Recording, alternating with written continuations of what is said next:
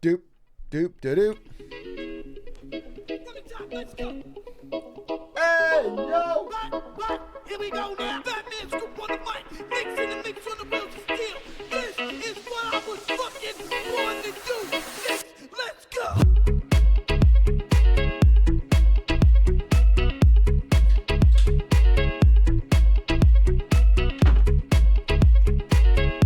Hi.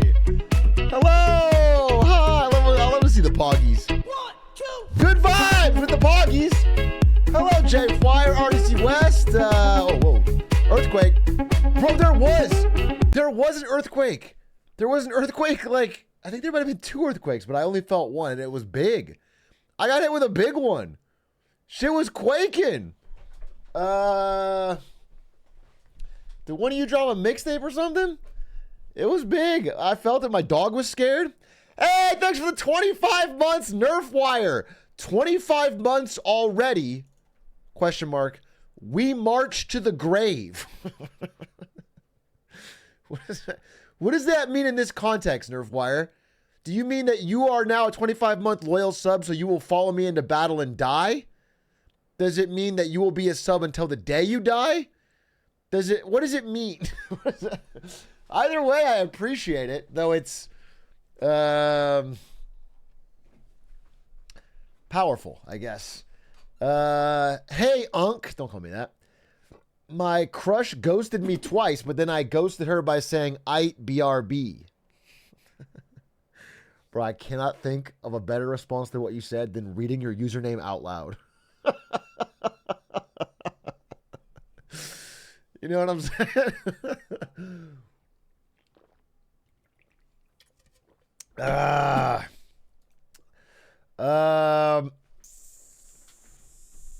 Shambles, what's good? Wukong Black Myth, the nerd Evan, Elliot, no. Did you see that Faker wants to have a meal with Muhammad bin Salman? Yeah, I saw this.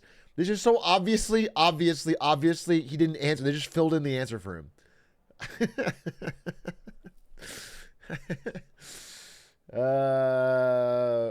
They all have COVID. I don't think they're even playing right now, dude. It was like, which celebrities do you want to have a meal with, Faker? And it was like a K-pop star, and MBS. What is Faker and MBS going to talk about, bro? I chopped up the journalist the way you chopped up that Zed. Do you think Los Angeles will be a car-free, walkable paradise by 2028, like the Olympic Committee is saying? Bro, I'm glad you brought this up. I am so glad you brought this up. Chat, please. This is an urgent situation. I was at dinner with some friends who happened to be in the Olympic Committee, and they were talking about how LA has some traffic problems, and I jokingly said, I could fix them all by 28, but I was joking. And then they took it as volunteering, so they signed me up for it, and now I'm on the hook to fix all of the problems of LA in the next 4 years, and I don't really have any plans. I have no idea how I'm going to do this. And they think they're not even giving me much of a budget. Like, it's just on me. So I was thinking more lanes. I was thinking we expand the number of lanes, perhaps. Chat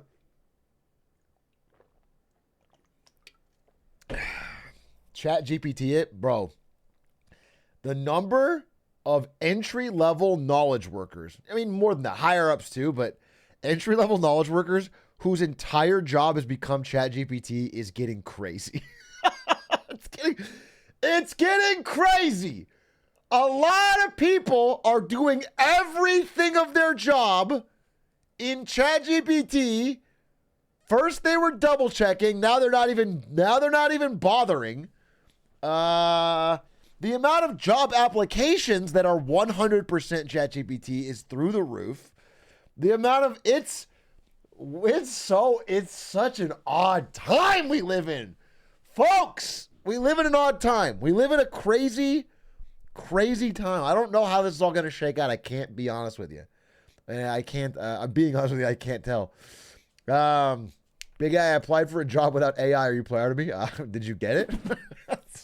If the Chat GPT people are getting it, then you're just a fool. It only works if yours is better.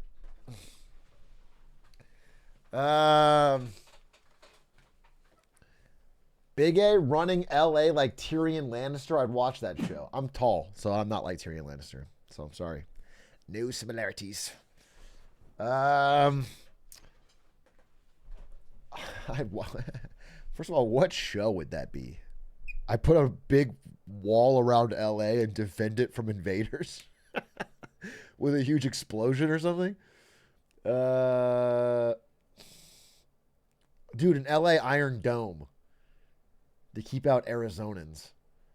Bro, what show is this? Oh, the original show is Game of Thrones. If you haven't seen seasons 1 through 4 of Game of Thrones, don't watch my stream. Go do that. Seasons 1 through 4, that's just great TV. That's just excellent TV, start to finish. You just don't want to watch the rest. You could just stop there. You could even sneak in 5 if you're a real diehard like I am. But then I would stop.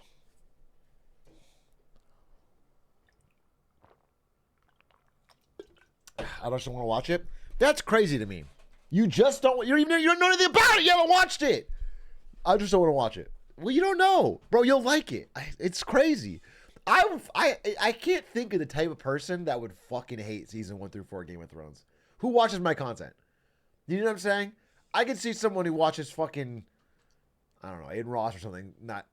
I feel like it'd be tough not to like it. It'd be tough not to like it.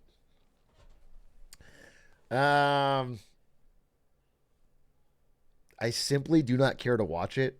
There's nothing wrong with that, but I hate how people say that, and they just there's an assumed self-Giga Chad. No, I knew you guys were gonna type it. You guys taught. I knew it. I was literally saying this, and you guys started typing it. There's an assumed Giga Chad in that, which is so smug. It's not Giga Chad. Okay, there's nothing cool about it. I simply won't. It's like, you got no reason. You're just.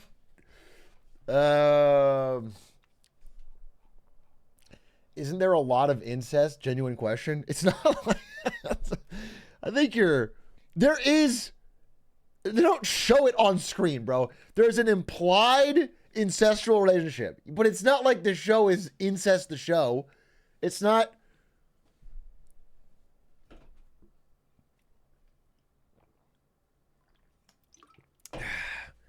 No, they don't show it the way you guys are talking. It's not pornographic. What did I walk in on? I'm talking about Game of Thrones, seasons 1 through 4, which I think is fantastic television, and I'll defend it. And actually, I don't need to defend it. This is fucking the brain twister of chat. I don't need to defend it. All right, it's already universally acclaimed. Everyone who sees it loves it. I don't need. You're not putting me on the back foot here by saying I simply won't watch it because of the incest. Shut the fuck up. Shut the fuck up. You're so stupid, bro. It's so they're not even the good guys. It's like watching I won't watch Inglourious Bastards. Just simply don't support Hitler. I heard they depict Hitler in that movie. Simply don't support him. I just won't watch. Shut the fuck up. It's a good movie. It has heroes and villains. It has what? Shaking my head the whole time I watched it. Oh, just dumb, bro. And then it's not like you guys are fucking, you know what? I just don't have time for TV. You know, I'm just so busy grinding. Couldn't possibly. You just go off this stream and then you go watch fucking 8 hours of anime, One Piece episodes or some shit. It's not like you have some fucking highbrow art taste that is too high to enjoy Game of Thrones season 1 through 4. Okay. In fact, if they were to take Game of Thrones season 1 through 4 exactly and run it through a fucking anime filter and have bad translated voices on top of it, you'd all go, wait, this is peak. This is the best fucking show there is this whole season. It's so fucking, it's like actually so much better than fucking the slot live action shit you see here. It's ridiculous. It's ridiculous. Okay? Just go fucking watch it. Or if you can't, then go watch the TikTok summary. The episode by episode TikTok summary of Game of Thrones. Okay, that way you'll really get Just flick through clips until you see one that hooks you enough to make you feel like you're missing out, and then you watch the show. But while you're watching the show, only half pay attention and be on your phone the whole time. So you never truly enjoy it or anything. How about that? How about that? Okay? Is that a good plan?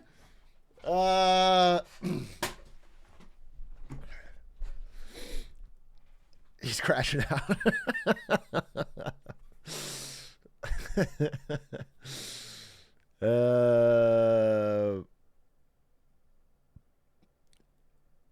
High artist, big A clips. Bro, A-Dish been killing it. Do you guys remember when I gotta stop glazing him, bro. I gotta fire him. Bro thinks he's hot shit lately. We got knocked down peg, dude. I gotta find someone on Fiverr who can put together these clips. But I remember when A-Dish, it was like, what, not even a month ago? Am I crazy? A-Dish came into chat and was like, give me VIP. And I said, I'll give you VIP if you can get 150,000 views on a big A clip. And I was laughing like it was never going to fucking happen. And now I feel like every fucking clip gets 150,000 views. Including the one where I just, this one is just me pronouncing crayon for 8 minutes. I thought this was going to flop terribly. Bro, this is just 8 minutes of me saying cran. 150,000 views on that. What the fuck?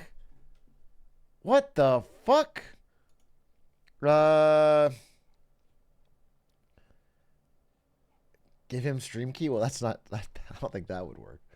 But he just gets it, bro. He just gets it. He just gets that peak second monitor shit, you know? So I don't know. He's got to figure it out. And I'm happy to have him on the team. I'll tell you that.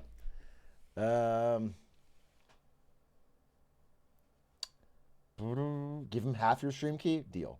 I'll do that. Why do I have to write essays still for job applications? Bro, I don't fucking know. Straight up, I don't know. I was reading a lot about this today.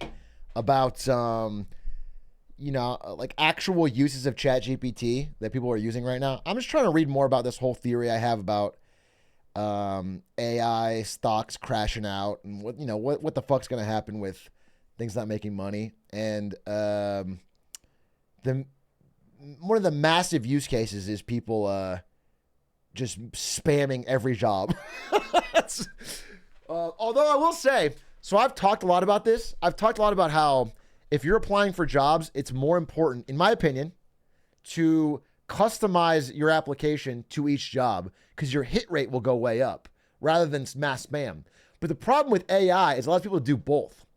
So there's like, I think it's like Easy Apply and a bunch of these fucking, what they're doing is you put your resume in, you put the job description in, and then it re-customizes your resume to tweak it towards the application, which would be cool if you were the only one who could do it. But now everyone's doing it. And so like every job is getting fucking overwhelmed.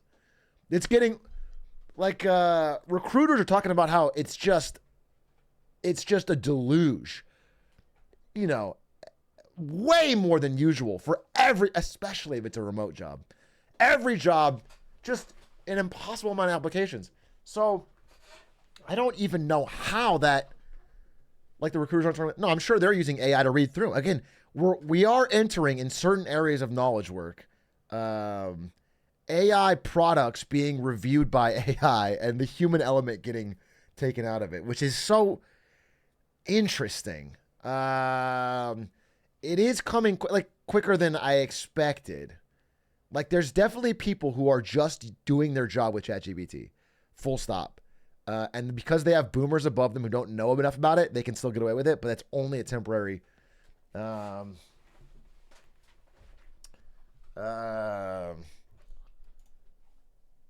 internet. Definitely. We're definitely in the beginning of dead internet. Not even the beginning. We're kind of in I think early stages. If you guys don't know, the dead internet theory is basically that once it becomes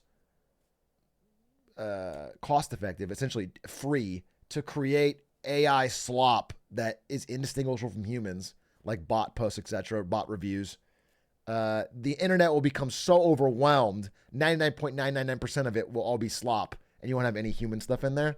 And we're like close. We're close to that. We stopped doing essays in my philosophy class because of fucking AI.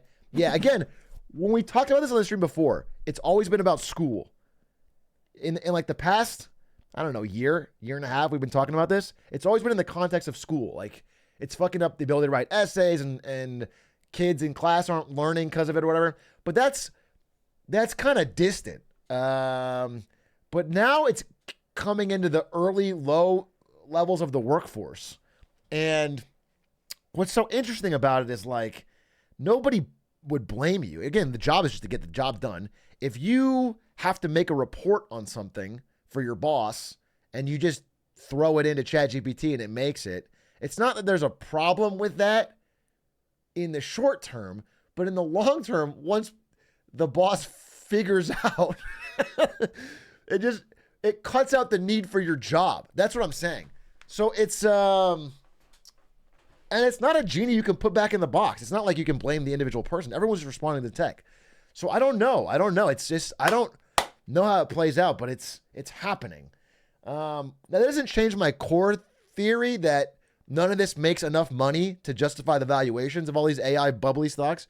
So I haven't found anything that's going to change my mind on that yet, but it is interesting that AI is being used more for cost cutting to remove jobs than it is for like new products that can charge money.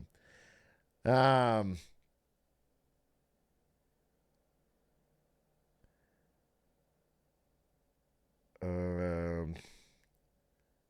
applied for a job with ChatGPT. The recruiter used Grok to use my... Wait, sorry, what?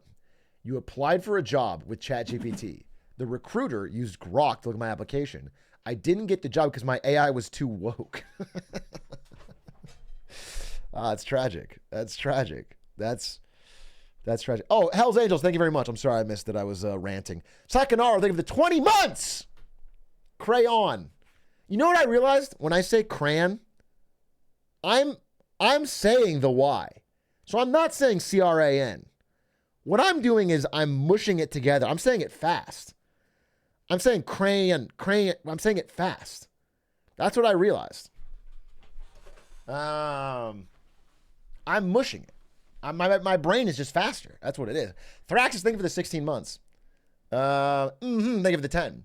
Matt Linguini, thank you for the 2. Mr. O'Noodle, thank you for the 13. Quacker Jacks, thank you for the 24 months. 2 years, looking forward to the next 40. You've been subbed for 2 years, and you are looking forward to the next 40 years of subbing. I can't guarantee that. I'm sorry. I just can't guarantee that we will have 40 more years of content. Because we're going for 50, baby! I've already planned it out. You guys don't know. You guys know how I'm never off schedule on this stream. I have a calendar right here, and I have on it every single day's stream planned out for the next 50 years. Okay? And I don't miss this. It's a tight schedule. And I can't miss a day because everything is like just fucking locked in.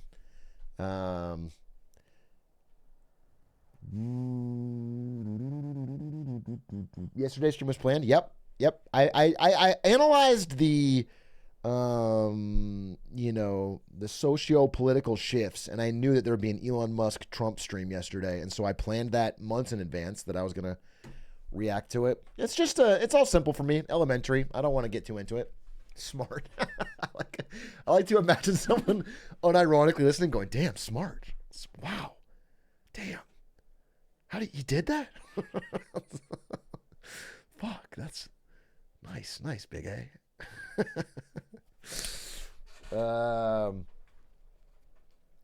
So you have your streams planned until your Biden's age?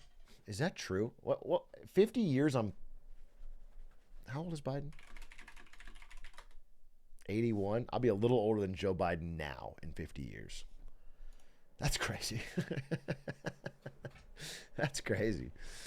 Damn, what do you think 20 74 is going to be like. 2074, folks. Wow. I can't imagine.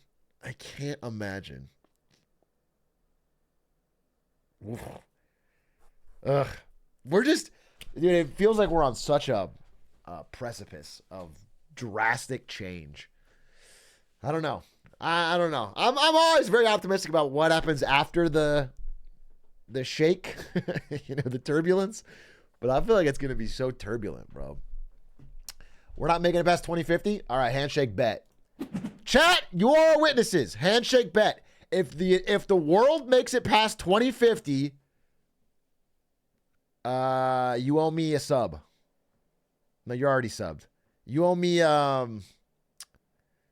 you have to post a video on VR Reddit of you saying I don't have glizzy hands. Deal. All right? Deal. And if on, if it's 2049, December 31st, and it looks like we're not going to make it, then I have to VIP you for that last day. All right? We'll call that's a bet. Lock that in.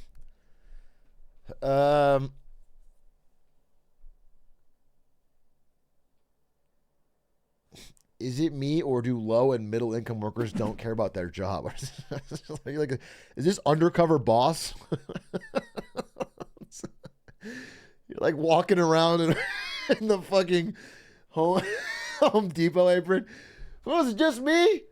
Or does everyone here just not give a shit, huh? Everyone here just don't care. Jeff Bezos in the Amazon warehouse. With a big fake wig on.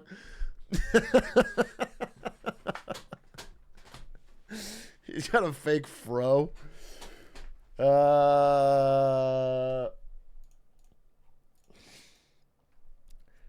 Bro, some people don't care about their job because they don't have any incentive to, bro. They're doing enough to not get fired. But their job doesn't treat them well, doesn't pay them well, doesn't give them opportunity for advancement. So they don't fucking deeply care. Of course. Why would they? What incentive are you giving them? And of course, with the rise in layoffs, people are always keenly aware that like they are a moment away, no matter how close they are to their workplace, from getting fucking the boot. So they don't let themselves get invested into the fucking 40-year plan and a pension, bro. You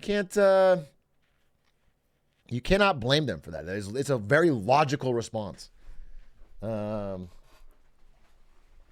up, Bisto? Their incentive is the shareholders' value.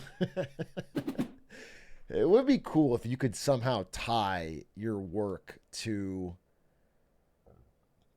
the shareholder. You know what, though? If you could do that, then you could ask to be paid more and have a concrete reason. So they wouldn't do that. They would keep it private. They would keep it private.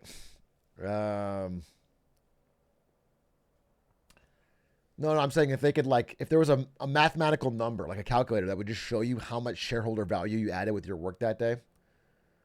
On the flip side, it could also lead to people getting fired. It's like, definitely some dude who scrolled Reddit all day is going to get fired day one because he... So it's a fucking...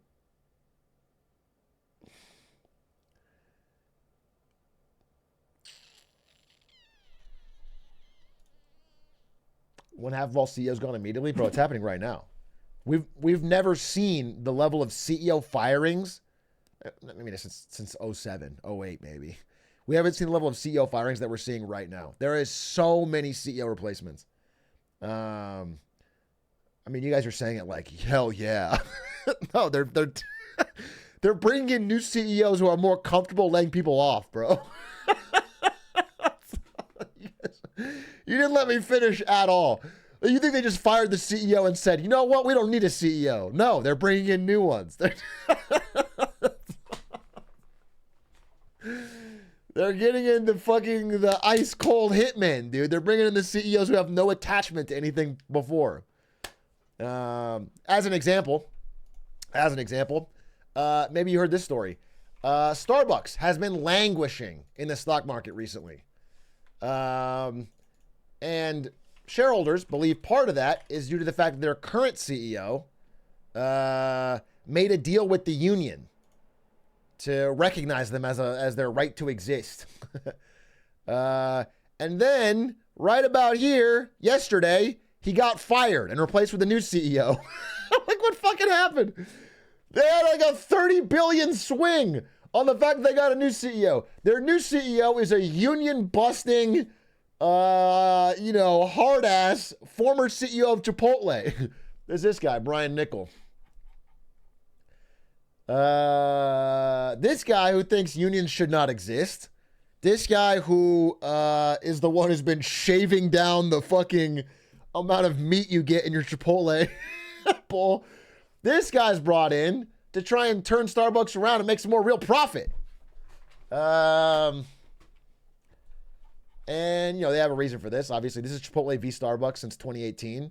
You can see it's been a massive outperformance by Chipotle stock, which has done shockingly well, while Starbucks has languished. And so we're going to see how he does, but this is like a big part of it. Look, he's,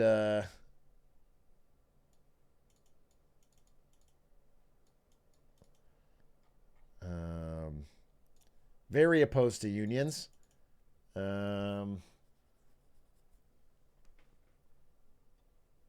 He violated federal labor law by closing a store that tried to form a union. I mean, he's the guy. The shareholders want to try and make more money here, and so they're trying to bring in a real fucking Iceman. I'm glad you brought it up. It's happening all over. This is happening all over. You're seeing CEOs get replaced as people prepare for tougher cuts. How do they not go to jail for that? They just get fined. He did get fined. I mean, it is illegal. You can't, if a store tries to open a union and you just close the store, it's so obvious what you're trying to do, which is send a chilling effect to all people that try to unionize. And they got fined. But, again, the fine is so small comparative to the effect. I think they got paid $250K or something.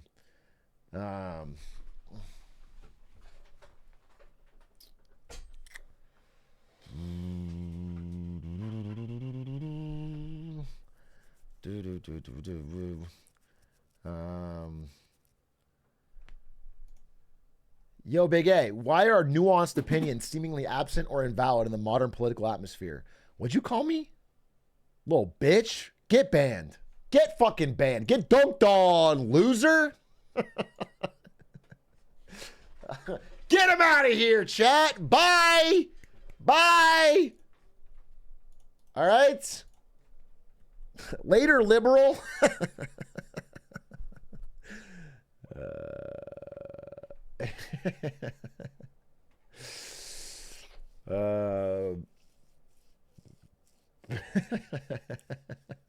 I'll unban him later. No, I took him back. It was just a joke.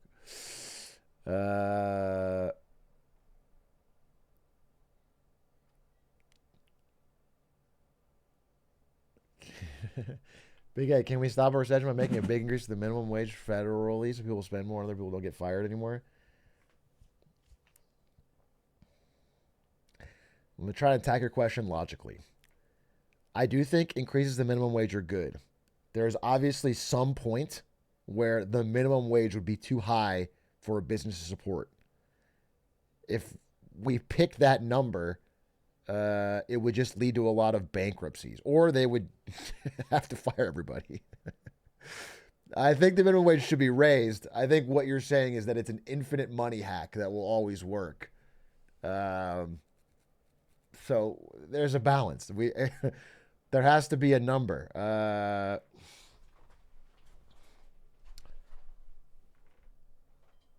Again, something like people talk about McDonald's or whatever. McDonald's is obviously a big fucking corporation, makes a ton of money. But an individual McDonald's is owned by a franchisee who probably pockets very low six figures a year. If you own a local McDonald's, if you probably, and it runs well, you probably make 105 a year, maybe. So yeah, 105 to 120, depends on your location. All right. So any minimum wage increase at the margins they're at is coming out of that. If it gets under 100, I mean, it's not even really worth. It's not really worth the risk on their end, right?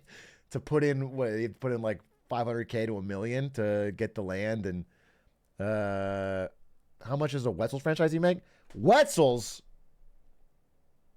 I forgot the numbers. I feel like I'm not a Wetzel's warrior anymore.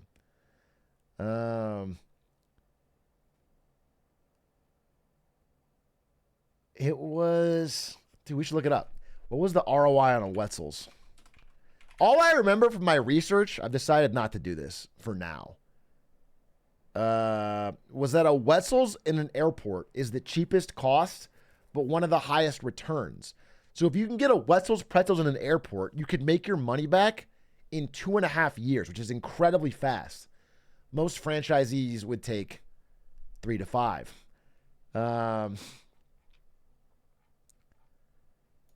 And so I was considering just buying a Wetzel's. But the problem is all the Wetzel's I wanted to buy or locations, because they only give you an area. So you can't have 2 Wetzel's in the same airport. And all the airports I would want to do it already have a Wetzel's. So I'd have to go somewhere farther away. And then I wouldn't be able to check in on it. And then I would be at the mercy of a manager. Would probably eat up any of my profit. What the fuck is a Wetzel's? You've never heard of a Wetzel's pretzels? I don't know why I'm doing an ad pitch. Only the tastiest damn pretzels in the world. Look at this tasty all-American pretzel, dude. Just feel that glistening butter and salt. Wouldn't you want that before you get on a plane? I would.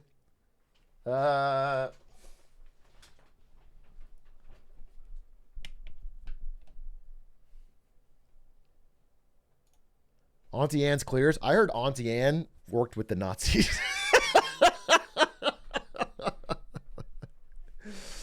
I heard the Nazi party called her Der Anten Annen. Okay, and I heard that. I heard that's a real thing. I don't know the whole story. I can't say it's a fact 100%. I'm just hearing rumors. I heard she's got real assorted past. So if that's something you support, I guess it's fine. I mean, whatever. People could change, I guess, but just anyway, I just unrelated. I heard Wetzel was, do you know how there was that guy who I'm sorry, that's I was gonna do a bit. I was gonna say that guy who helped take down PG&E and save all those old people who got poisoned, but that was not a guy. That was a woman. That was Erin Brockovich. I don't know why I was gonna do Wetzel was Erin Brockovich. That's just sexist. I just fucking gender switched a hero. I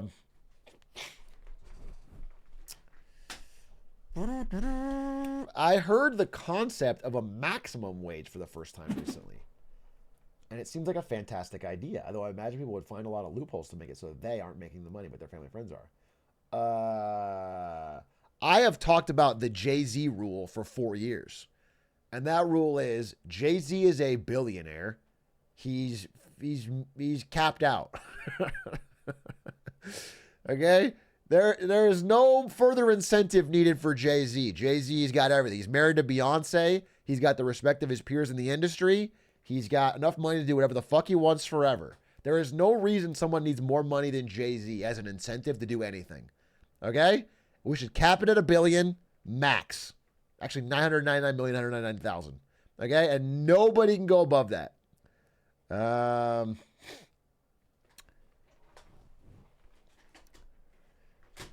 wouldn't he just offshore until a million again? Here's the thing.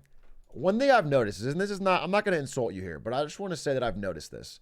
Whenever you propose any type of change that would involve taxing rich people or changing the way the structure of wealth is distributed in our society, there is some person who will very smugly point out that the rich people will try to avoid this. And the implication is, why bother? Why bother changing anything ever? Because somebody will try to avoid it. And that's a really stupid way of thinking. It's like, okay, yes. And then this next step is that now they're doing something illegal trying to avoid it. You can work on enforcement. You improve enforcement. That's it. It's it's like saying, we should ban murder. Why ban murder? People are still going to murder. They're going to find ways to avoid the cops. Okay, well then we find ways to catch them. It's so stupid. It's like it's not a response to what I said at all, but people love to say it every time. It's like this weird it's not even good nihilism, it's like lazy nihilism. It's like, why bother? It's like, okay, yeah, I mean, Jeff Bezos doesn't want to pay taxes, bro. I get it. We are capable of finding ways to make him.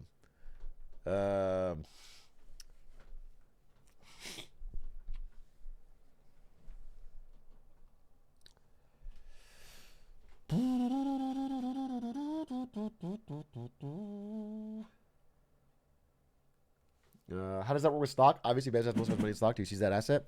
I personally do, yeah. The way I'm seeing it is that if Jeff Bezos gets a certain amount of stock, they give it to me. And I get to take it out of his fucking hands. Literally the shares. I get to walk up to him and I get to grab it out of him and look him dead in the eye. And I actually look down on him because he's fucking 5'6" or whatever. Then you give it to us? We'll deal with that once I have it. Have you seen the new Bloons tower? I have not. Have you?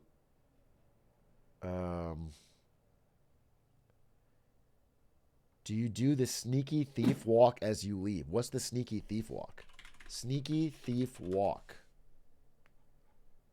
I don't see anything for this. What's the sneaky? Oh, like the tippy, like the like that.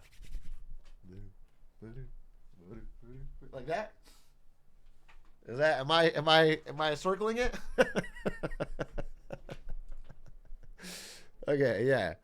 No, for sure I'll do that. For sure I do that. I do that whenever I So have you guys ever done this? This could be a relatable thing that I do. I know sometimes streamers seem like out there. I'm gonna try and come down to your level for a second. Do you ever do this thing where like your editors want to get paid and you kind of like you shave off a bit of what they're owed?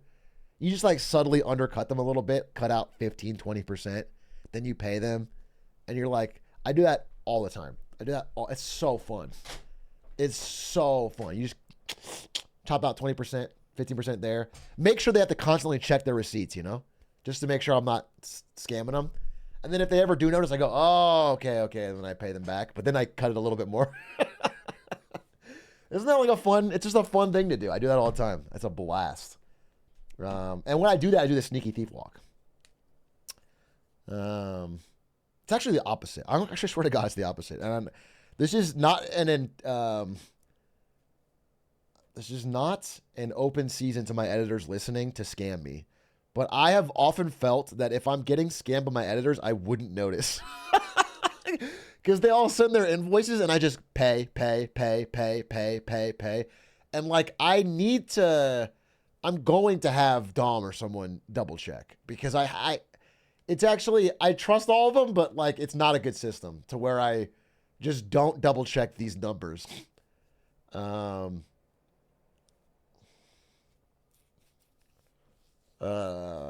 Quack sweating. If I go back and Quack's been scaling me for 3 years, he's just been double charging me. Oh fuck, dude, that'd be a problem. If we go back and check these numbers and I've been getting double charged.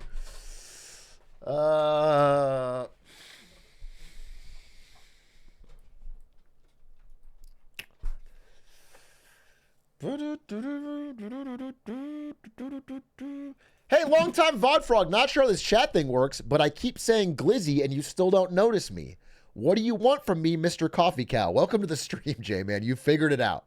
You got the whole vibe down. You nailed it. Your keen attention to the VODs has made you a true connoisseur. Everyone here is happy to have you. +2, mod him, stream key, become president. Yes, all those things. All those things.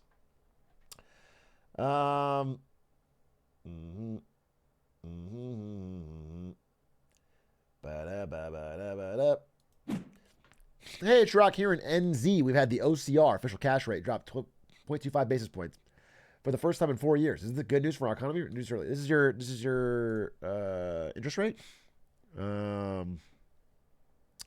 Are you dropping your interest rate? Yeah. I mean, everyone's starting to do it. America's going to do it in September is the idea. And the idea is it's supposed to start juicing the economy a bit, but this is a really small drop. I think people are overestimating how much a 0.25 is going to do in September.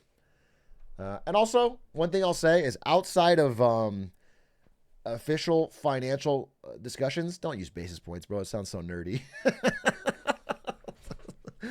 Have you ever seen the meme?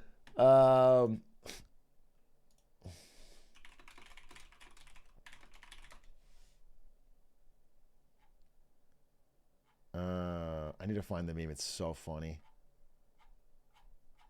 Someone please find it for me, and then I'll celebrate you. It's the old guy swishing the wine around and looking very fancy, and it's like how I feel when I use basis points instead of percent. Fuck, I can't find it. Well, whatever. You get the idea. You get the gist. Let them adjust till they just get the gist of me. You know what I'm saying?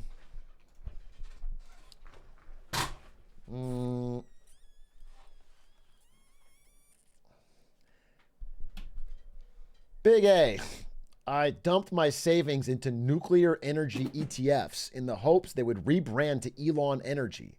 Just thought you'd want to hop on board before you get left behind. Well, I'd hate to get left behind. I would hate for me and my family to feel left behind on this movement. So, and I'm already starting to get FOMO. I already feel like I'm somewhat smaller or lesser than because I haven't invested my money on this emotional feeling I'm having in this one moment.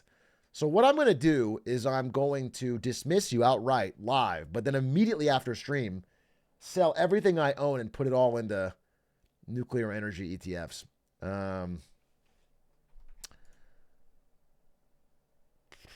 It's not just a stock, it's a community. Holy shit. Now I feel even more like I have to be part of it.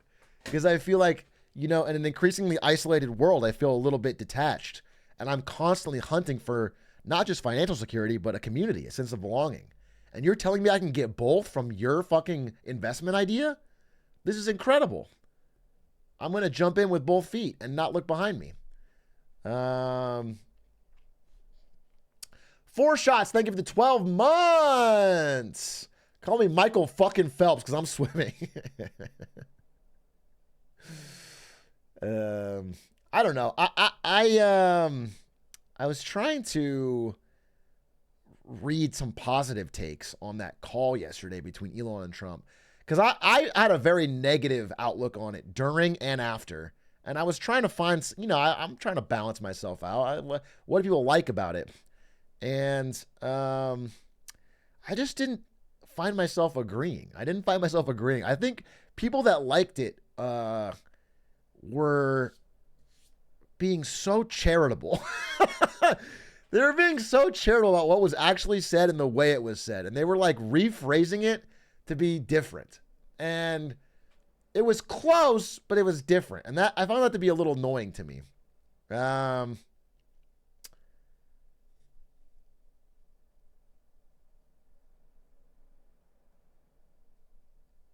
Didn't seem to move the needle outside of people who are like, I don't think it was about moving the needle. I just was trying to I'm just trying. Listen, I still think I know some people are like fucking. It's over. Kamala won, which it's just crazy.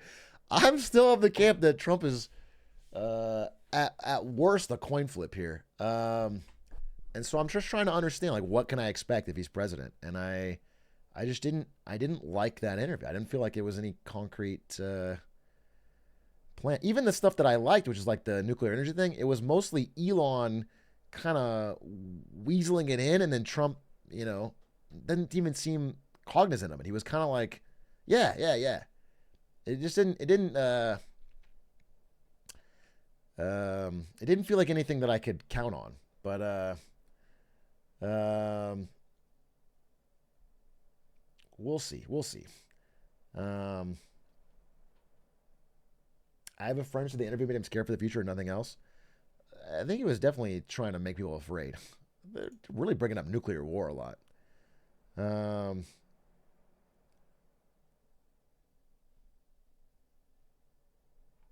Should I put all my money into Twitter? Yeah, you should. Don't worry about the fact that you can't do that because it's a private company and they don't sell stock. I think you should just find a way to get your money to Elon and tell him it's for Twitter.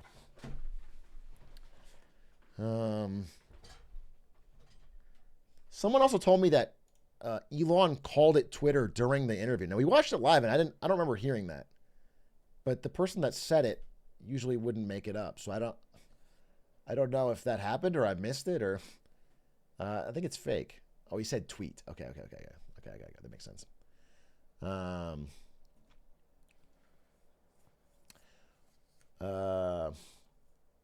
After researching Cat Boudica for 6 hours, I can confirm the Cat Boudica song does not exist. That means that dude lied about his kids singing the Cat Boudica song. Oh, no. Oh, no. Bro made it up. That's tragic. That's tragic, dude. What is Cat Boudica? It was a NFT startup that was pitched yesterday during Crypto Shark Tank. Thank you for the raid? Question mark? From the local cat boy. Oh, local cat boy. Thank you for the raid. I do the traditional raid song. Hello, Raiders. Welcome here. Atrioc streams, nothing to fear. We've got fun, good times. Thank you for your primes. And that's the same song every time. I don't just make it up. I don't make it up. That's a real song. And the point of the raid song is to scare away every raider instantly. Love that song. Thanks, Punch. Guys, my nose is getting stuffed right away. Let me blow my nose real quick. And let's... Well, actually, I want to talk about more stuff. 1 second.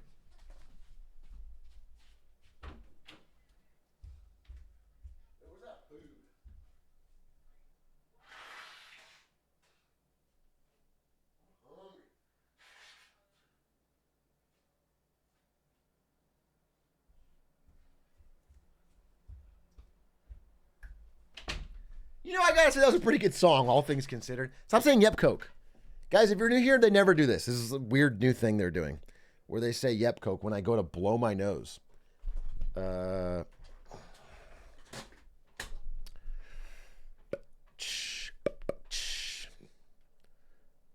you start making Twitter hats and merch as part of your default? Once it goes under.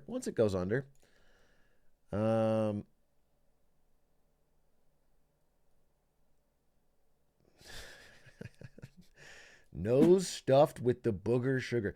I can't picture you typing this. Are you giggling to yourself? Are you like in a dark room? The monitor glinting off your glasses. Nose stuffed with the booger sugar. Like what is Is there a little hee hee? Are you smiling? Or what? It's such a dumb message. I'm not leaving stream to do coke. I'm fucking blowing my nose because it gets stuffed when I talk a lot.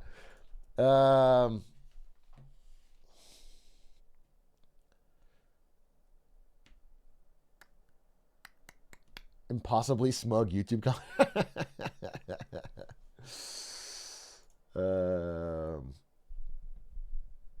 And are you going to finish house? I don't know. Do you think any of the too big to fail companies are be allowed to fail again now that we're in this stage of capitalism? I don't have an answer for your question. Well, sorry, I'm going to have a stroke. Allowing a company to fail is an interesting question because it implies that every single company can always be saved. For example, when we had the bank failures mid last year with Silicon Valley Bank, and the government stepped in and backstopped them more than the FDIC insurance. So they backstop. Normally, the government will backstop every bank up to $250,000 per account if it's FDIC insured. They backstopped millions. They backstopped all of it. The government came in, used taxpayer money, and made everybody whole. Now, the implication when they did that was that they will do that for every bank. They haven't said that, but like if like your local farmer's bank failed and they go, why'd you save SVB and not us? You know what I'm saying? It causes that. Now, if they were to do it for every bank, that would be hundreds of trillions of dollars. They don't have the money. They can't. Do you know what I'm saying? So it's there's a level where it's no longer a realistic thing to save. I think there are certain companies that are too big to fail, absolutely, and will be backstopped. I think there are other companies which you might think are too big to fail, and they may let them fail. And always, based on like 2007 and 8, generally the first one to go, the government lets them fail. The first big one to go, the government lets them fail, and then the catastrophe starts.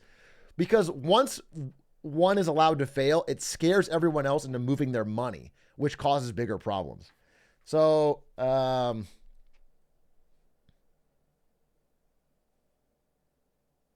that's the idea. So I don't know. I wouldn't make a strong bet one way or another. Any change in who you think will win the election? No, I remain the same. I think I would give a slight edge to Trump, but essentially a coin flip.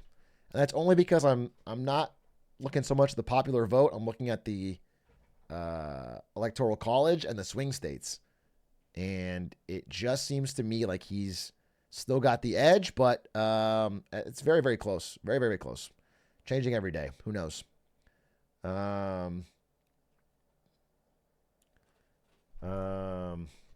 What's the pin? Hey, okay, don't pin this. R-dubs.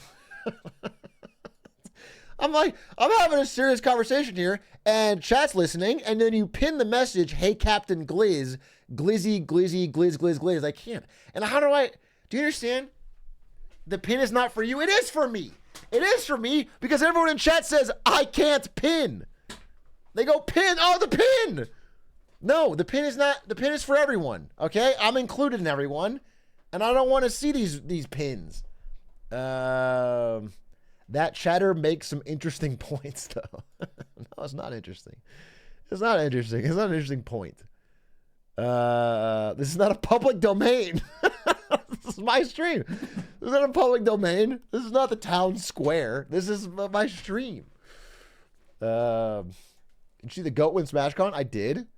In case you guys are wondering, Mango, the GOAT of Melee, won another tournament against these kids that are like fucking 20 years younger than him after he's been incredibly drunk for decades and finally sobered up and got on a Peloton and got his life together and is still fucking beating cracked out children way younger than him. He is the youngest and the oldest person to ever win a Melee major. He's the GOAT. It's undisputable. Armada fans in shambles.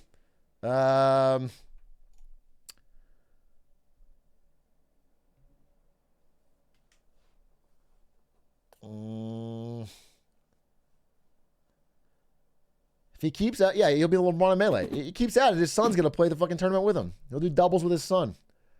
Do you think HBox will ever get first again? Of course. Clutchbox? He'll get first again. Easy. Never count on HBox. What's your Melee rank? They don't have ranks, bro. I guess Slippy does, but I'm so fucking old that I played before that. The best thing I ever did in Melee was I got top 32 bracket day. Okay, you know how a tournament will have Friday, Saturday, Sunday? I made it to Sunday. I got top 32 bracket day at PAX South 2017, 2016. And I was set to play a Marth named Jake 13 in the round of 32 on Sunday, big day. But the day before, I got piss drunk, blackout drunk at the Twitch party. I got insanely drunk because a player named Dewan, Shroomed, taught me about Tokyo iced teas, which are just Long Island iced teas with a different name, but I didn't know how fucking drunk they get you. And I had a bunch of Tokyo iced teas, and I ran around the party, and I danced my fucking ass off. And I got probably as drunk as I've ever been at a work party. And then I woke up 3 hours after my scheduled start time. I came in, deep bags under my eyes, greasy hair. I showed up to the tournament. I walked up to Blur at the TO desk. I said, hey, I'm here to play. He said, your match was 3 hours ago. We disqualified you, of course. And then I think I tweeted out that it was all political. And I was being fucking kept from my rightful spot because of politics, dude.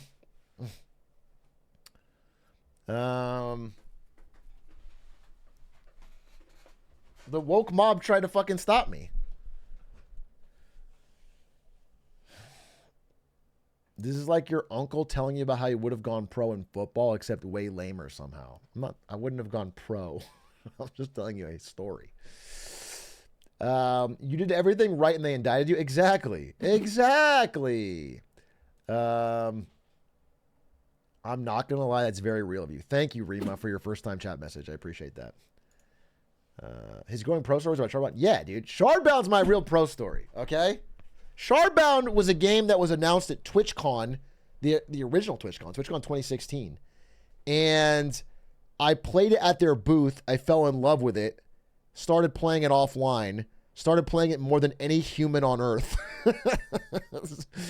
Started grinding it every single day of my life after work. Started killing the game because that game had it had matchmaking, but if your rating was high enough and you waited in queue long enough, it would expand it. So it would match you with only good players, and then it would expand it out. And I would queue all the time. So I started queuing up with brand new players on their first day, and I would beat their ass so badly they would quit. And then eventually the CEO of Spirit Walk Studios, who was based in San Mateo, just a little bit south of where I lived, invited me to the office and said, hey, we loved how you've been supporting our game. Congratulations on rank 1. Congratulations on winning that last tournament. You are killing the game. We actually need you to stop because we are literally having problems with retention, people that run into you on the matchmaking. And then he also asked me, he also said, hey, side note, can we get some time on the Twitch front page? He's a great guy. Don't get me wrong. I really like that guy, but he was like trying to fucking, hey man, bowl. Thanks for the bowl. Appreciate it. Oh, perfect. Awesome.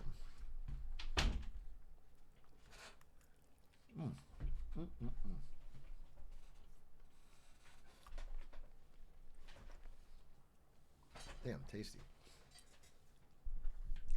Tasty, tasty, tasty. He's such a chomper. How am I a chomper? Dude, you guys ever notice how Atrioc chews and eats food? Like he chews it before he swallows it.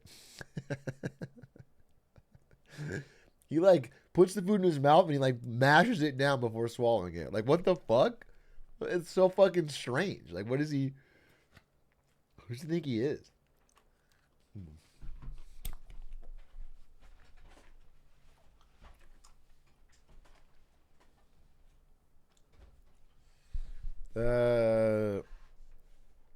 Anyway, that was my Shardbound situation. Good times. I like that guy a lot. He's the guy that told me about the EA situation with Dawngate, and I think he ended up. So they never finished that game, Shardbound. It ran out of money. It was really sad, and their whole studio got bought up. I think by a crypto company.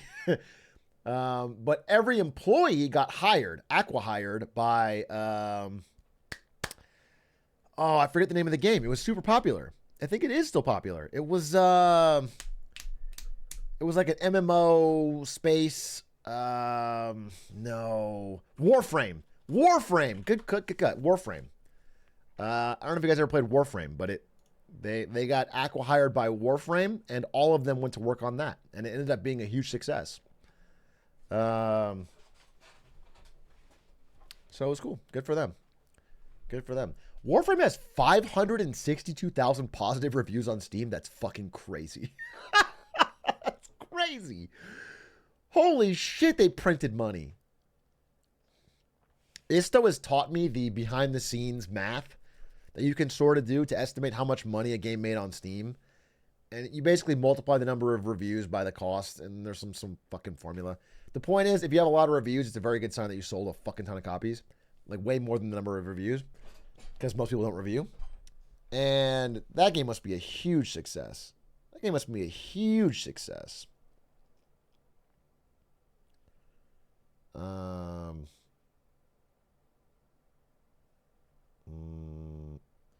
Some guy wanted me to play Warframe with him so bad he bought me the $200 bundle, and I played it for 45 minutes, then never again.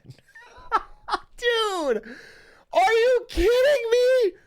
You couldn't give him one day? You are the asshole. YTA, bro. When you say some guy, do you mean someone you don't know or someone you're friends with?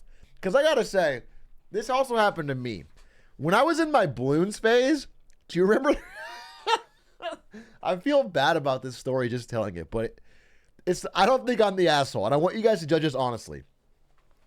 When I was in my Bloons phase, there was a guy who really wanted me to play that Bloons battle mode. It was like a separate Bloons game where you battle 1v1. And I was like, bro, I don't really want to play that. You have to unlock all the things. It's like, it's like pay to win. You have to unlock everything. So you can either use a ton of time or you can spend money.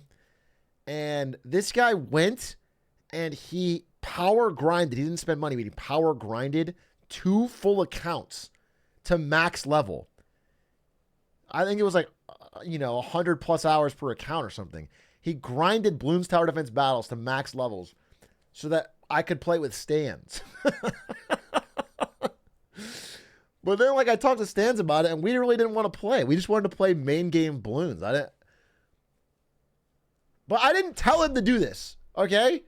I didn't tell him to do this. He was asking me to do it, and I kind of did a dismissive comment, and he took that as, okay, if I do all this, you'll guaranteed play it. And that's not what happened.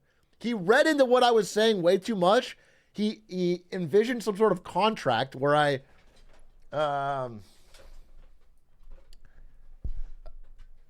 when I said, I don't want to play it because it costs money, it's not that I was super worried about the cost. It was like, I don't enjoy that kind of game.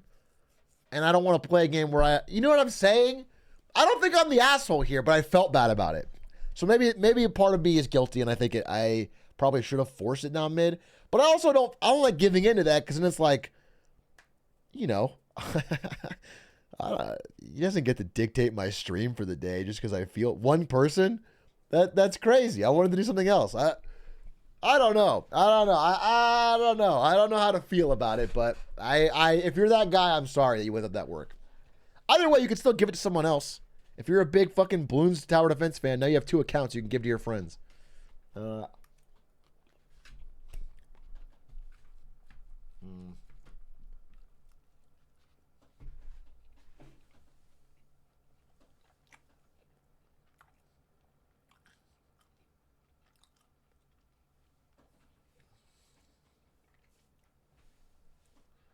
Yeah, it's like if someone wanted me to play WoW or something. And I'm like, you know what? WoW seems like a lot of work. I don't really have anybody to grind with or whatever. Just sort of like a normal dismissive response. And then they come back the next day with hey, I power leveled you.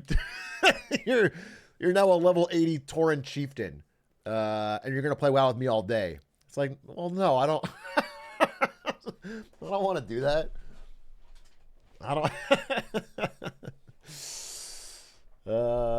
Level 80 boomer, I don't know what the fucking max level is. Are there upcoming games you're excited to play? Are there? Does anyone know what's the upcoming hot games? Upcoming games. Upcoming game release schedule. Let's see.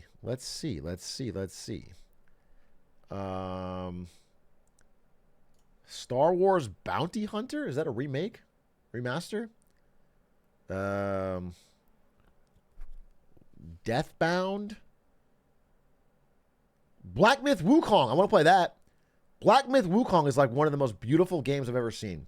We worked on it at NVIDIA. We were doing early like pre-marketing, and I was near the tester guys who were testing on it, and it looked great. It looked so gorgeous. It's like RTX enabled, gorgeous, Souls-like. Yeah,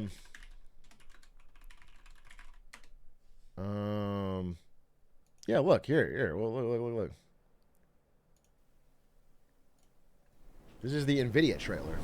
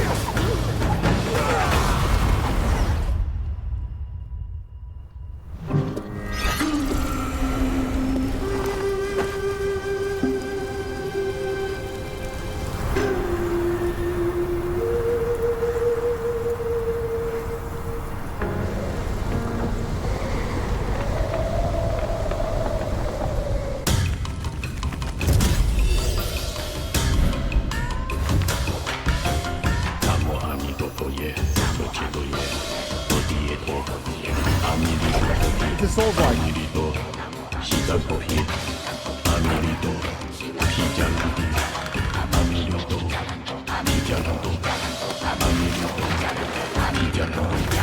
Oh shit.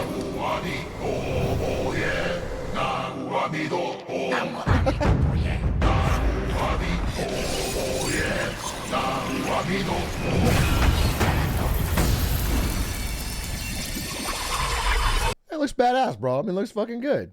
It looks fucking good.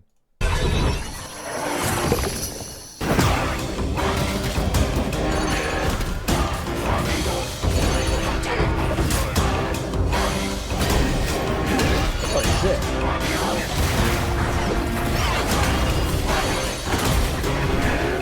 The song. Okay, I need this song on a button, dude. This song is a good grinding song. This song on a fucking button when I'm grinding a boss, this is a banger.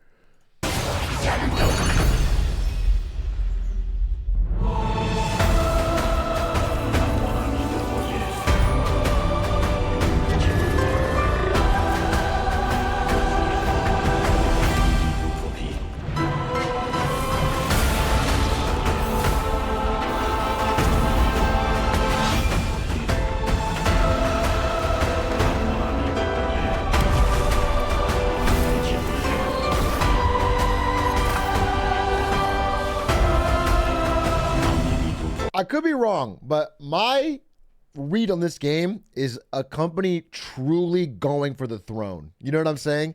Of Souls-likes.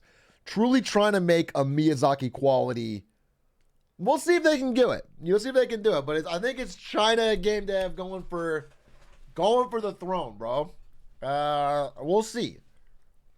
But I don't think it's going to be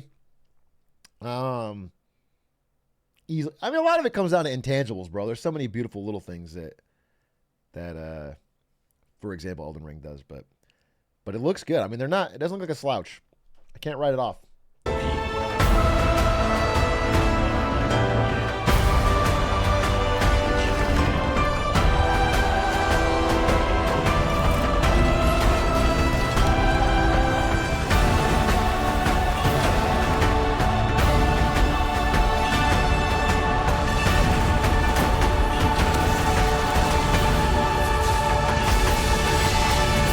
That's fucking cool, bro.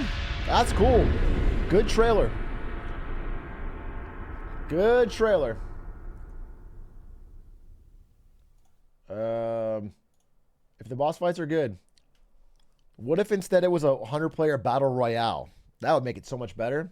Holy shit. Can you imagine? And what if you could, like, dance, do different dances in it? Oh, that would be fucking sick.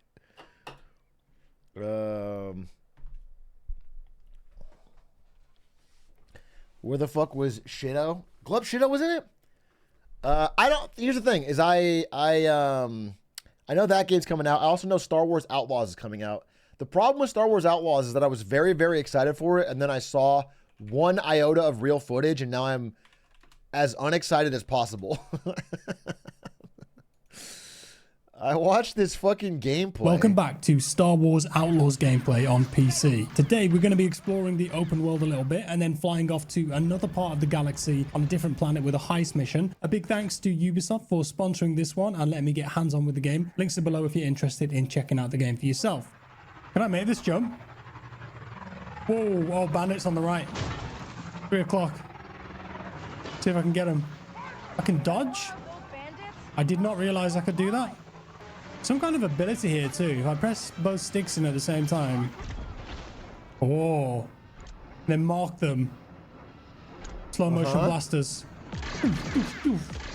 Yes, there we go. So that's an easy way if you've got people chasing you to get them off your six, I guess. Watch out.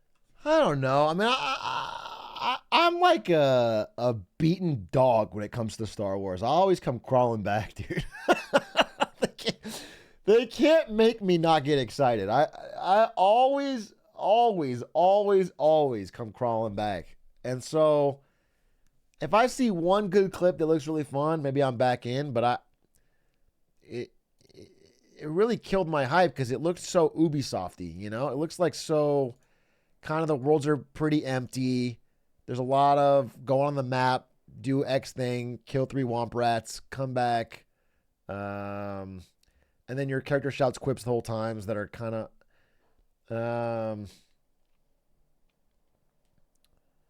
I just didn't get a sense that it was like what I really wanted, but I could be wrong. I could be wrong. Oh, what is this? There's a horse racing. Green as well. Keep going, keep going. No, Pink's catching. No, come on. Are you kidding? That was like last second. I can't believe Nah, that was rigged. Okay, well now I'm interested because I can gamble. Is there any way I can put real money into the game? I don't even need to get it back. You can give me tokens or Ubisoft tokens. I would just love if I could buy them with real money and then ring, ring, ring, ring, ring. Yeah, like get a sort of in-game currency or something. That'd be awesome. Dude, the comments are not great. Looks decent enough for 90% off next Steam summer sale. I'll be interested in Jack's non-sponsorship take on this game. Ubisoft killed my dog and sold me fentanyl. The big three, bro. The big three.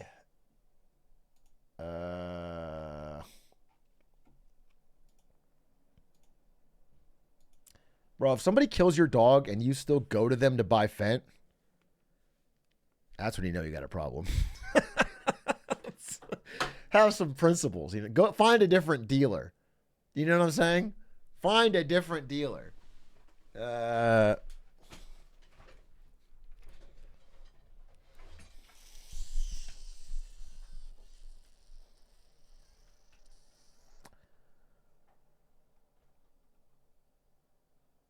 Video on new watchtower. What is this? Oh, it's the Mermonkey. You sent me a 44-minute video about a new Bloons tower called the Mermonkey, and you thought that was just cool. That's normal. Yeah, let's just spend 44 minutes going deep dive on the Mermonkey. No, I don't want to do that. Obviously, I don't want to do that.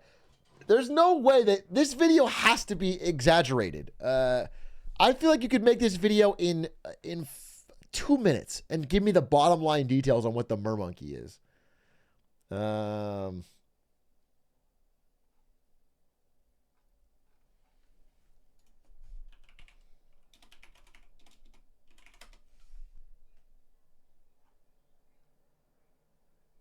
Dude, I'm looking it up. Nobody has a video under...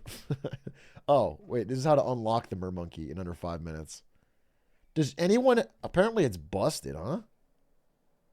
This tower is... Oh, here it is. Okay, wait. Ninja Kiwi just dropped an absolute banger, and I'm going to go through it real quick and talk about the new tower, the Mermonkey. So you can see the Mermonkey in action here, throwing his frozen shots to do some weird damage. Of course, this is the new tower that is allowed to be put on both water and on land, but they get bonuses for being on water, which is kind of cool if you ask me.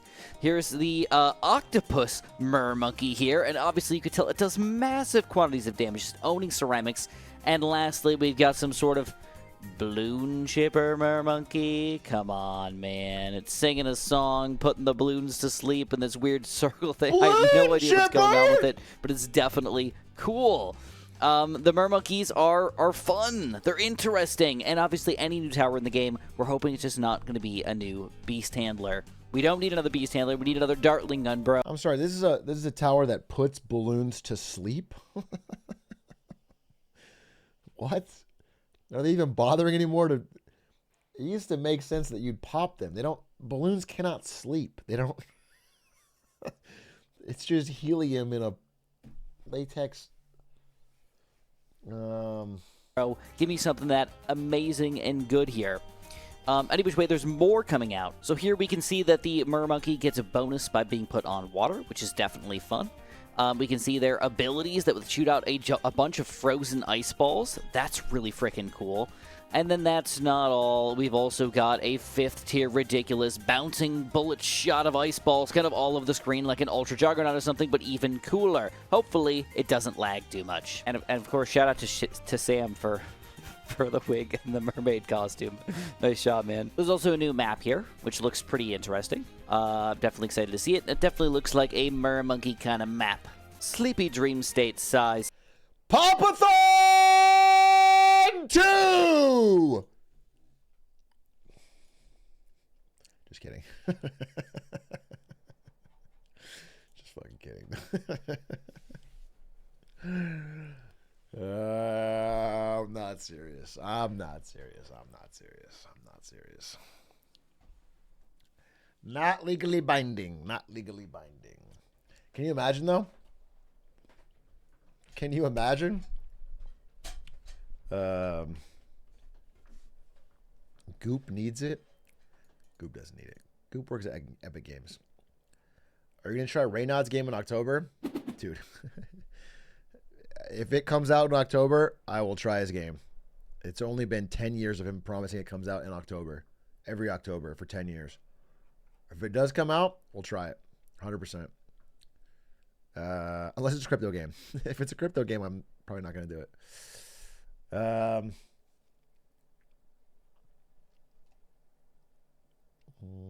don't need to check my PC for Wukong.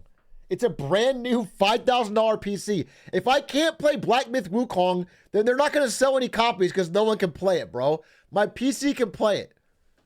It's brand new. I do wonder why it says my GPU is at 0 degrees right now. Why is that? It shouldn't be at 0.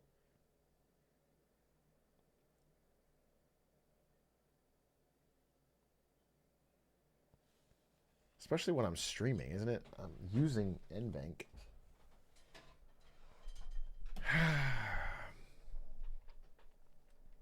That shit frozen. That shit iced out, baby.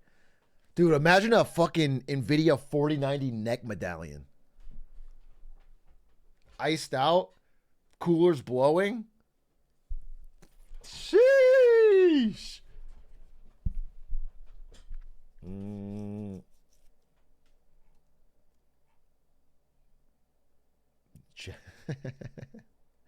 It would be a great shitty ad for a video. It would be great or be shitty.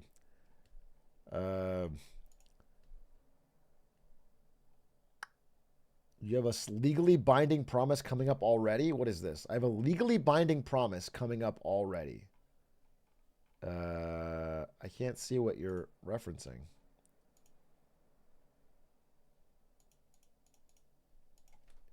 User arc white E. What is your message? I have a legally binding promise. This is from 11 but I months will ago. take it. I'm already nervous about opening this. I hate that you guys fucking clip this shit. 11 months ago. But I will take it because I am a superior player to Java Jim, and I want to end on a dub and have a straight day of dubs. The big A day of dubs, dude. Fortnite, Teardown, Absolute Radiance, and Chess.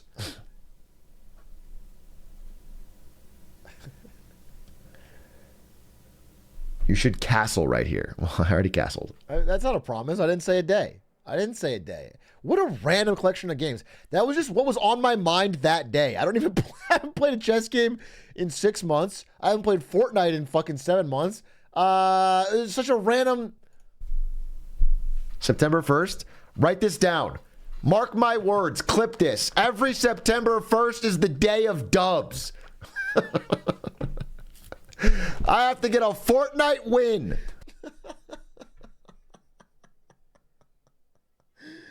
Holy fuck, that is some damning evidence. I thought it was gonna be so much more vague than that. I was gonna be so much more vague than that. Why the fuck would I say that? Dude, why do I always think it'll be future Brandon's problem? It'll not. That's so fucking selfish of my past self. I don't want to do that. Why did I say Fortnite specifically? I don't even want to play fucking Fortnite. I don't play Fortnite. I can't get a Fortnite win. It took me 30 days to get a Fortnite win. No, I don't want to do this. What is September 1st? That's a Sunday? No, I don't even stream on Sunday. No, I don't stream on Sunday. I don't want to fucking do the Fortnite day of dubs. That's so stupid. That's so stupid.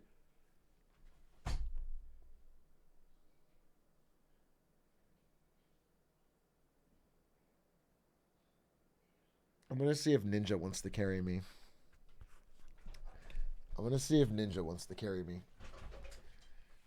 I can't believe I opened that clip. I can't believe you had that clip. I literally thought it would be vague. I thought it was going to be vague, and I thought I was going to be able to, like, fucking... Nah, that's not what I meant. But I was so specific. Clip it and ship it September 1st.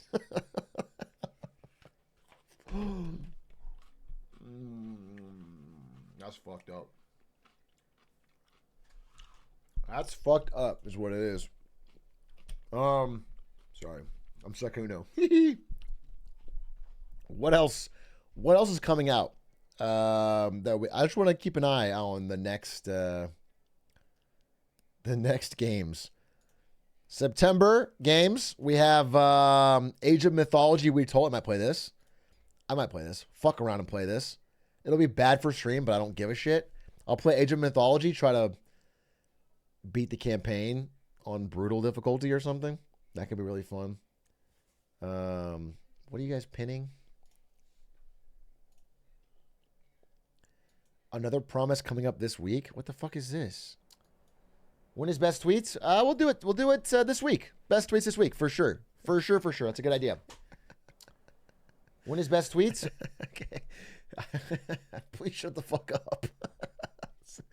Please stop using my own words against me, huh? How about that? Okay? Best tweets this week. Fine. Lock it in. For sure. Are we gonna play Elden Ring again? Yeah. Let me give you an exact date so you can clip it and use it against me. No, I'm not gonna do that.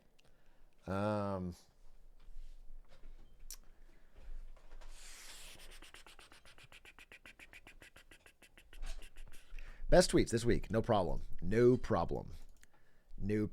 But how about these upcoming games, huh? How about these upcoming games? Like Disney Epic Mickey Rebrushed. We could play that. How about, what is Raynatus? Raynatus? Oh, anime game. What is this? Echoes of Wisdom? What is this? Oh, this is the one where you play as Zelda, huh? Nah, I'm not gonna play this. Too woke. Too woke, bro. Sorry, but something about it, dude. I can't put my finger on exactly what, but I like the other Zelda games. I just don't know what the difference is with this one, but it just feels too woke for me. No, the real reason is I haven't even played fucking Tears of the Kingdom yet, and I wanted to play that. I had this whole idea, which is still happening. I'm not going to say a date because they'll use it against me, but I still want to play, just randomly go live and play Tears of the Kingdom over like 3 days. Just fucking play it. I think it'd be so fun. And I'll play it way after everybody else, so nobody's like trying to rush me through it, and I'll play it my own stupid way where I'm trying to build something for every stupid problem, and I think it'll be a real total blast. I think it'll be like Teardown meets Zelda meets fucking Hitman. It'll be so fun. And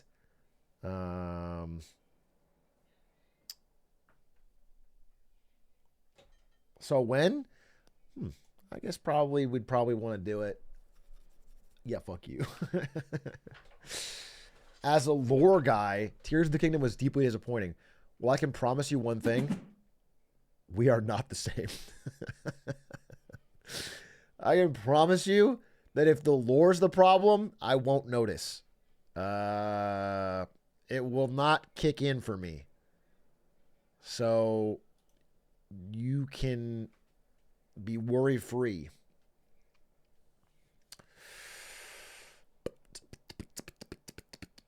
Can you please play puzzle games again? There are so many good ones. Don't act like you guys love when I play puzzle games. You guys are the most miserable chat in the world when I play puzzle games. You're the most miserable chat in the world, dude. It is so. It's like pulling teeth. It's so. You're so complaining. It's.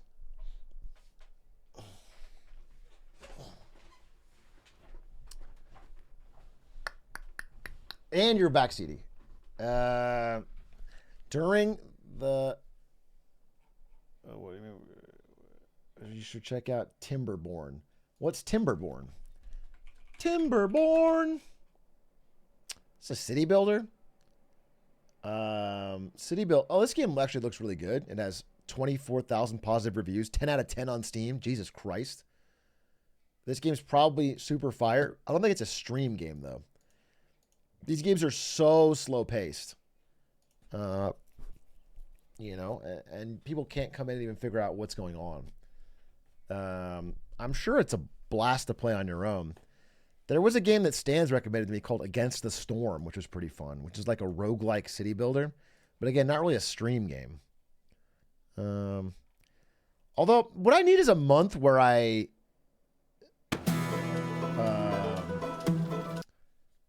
just ignore everything else and I game every day. Because it's tough for me to get into a game when I'm only dipping my toe in and playing for an hour at night or whatever. I need a day where I have no responsibility. I turn off everything else. I stop caring about the news. I stop fucking reading. And I just game. And we just get into it. I do like a lyric month. I think that would be really fun. But I don't know. After the election, for sure. After the election. I was going to go to China in December, but we moved it to next year. I wonder if I did it in December. We did like the first half of December, and we just fucking Omega grind games. Play the Beaver game, just do a lyric. Every day we pick a different game, we just play it. We don't care. We don't worry about finishing it unless we want to.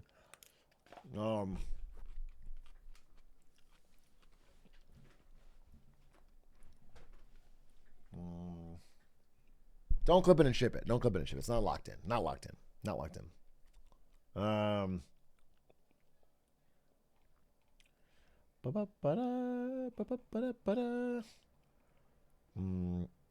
What do you mean not a stream game? Your streams are 90% yapping about nothing. There's no way that changes with a stream. Okay, you know what changes? One of them makes a clip that does really well, and then one of them nobody watches. It's like a fucking 800 view VOD. So first of all, your attitude is not welcome here. A little bit rude, a little bit pointed, and then second of all, just factually, it would not be the same. So,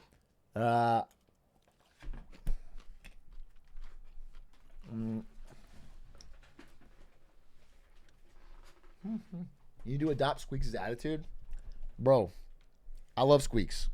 I have a slightly different attitude. That's not a problem. Speaking of Squeex, we have to do the follow up. The video came out. The video's doing well. People seem to really want the follow up. I would like to do it before he loses all his skill, because I think he stopped playing Hitman, and so we have like T minus not very long until he is completely unable to beat Hitman ever again. We need to find a time. And then we have to do the Skibbity React as well.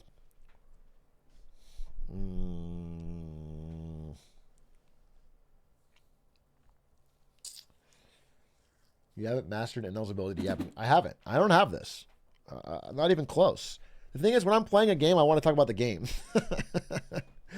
It's very difficult for me to be like not talking about what I'm doing. I want to talk about the fucking game. I want to like talk about what my plan is and what I'm doing and why I'm mad about the game or whatever. I don't want to just talk about something else, but I talk about something else when I'm not gaming. Calm Center League for 2 months.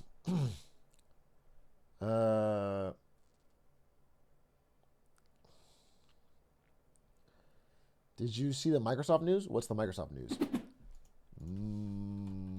Microsoft news.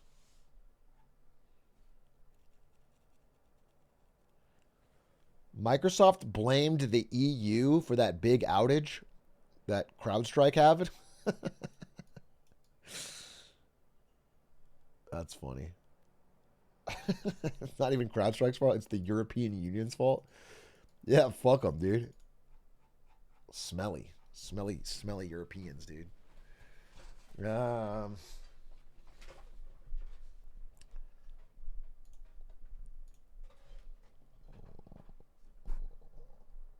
Speaking of news, Japan PM stepping down. What? Wait, what? Dude, Japan is going through it right now. He's stepping down. Kishida is stepping down as scandals prove too much. Damn, he didn't even have the Biden walkout. He's not even too old. He's just fucking too scandaled. To address the impact of rising prices. But this is the real thing, dude. This is the real fucking problem. Is that nobody in Japan can solve this problem. It's hot potato. They're just going to bounce back and forth until it becomes too big to ignore. I don't know how they deal with the fact that their currency is going to fucking shit.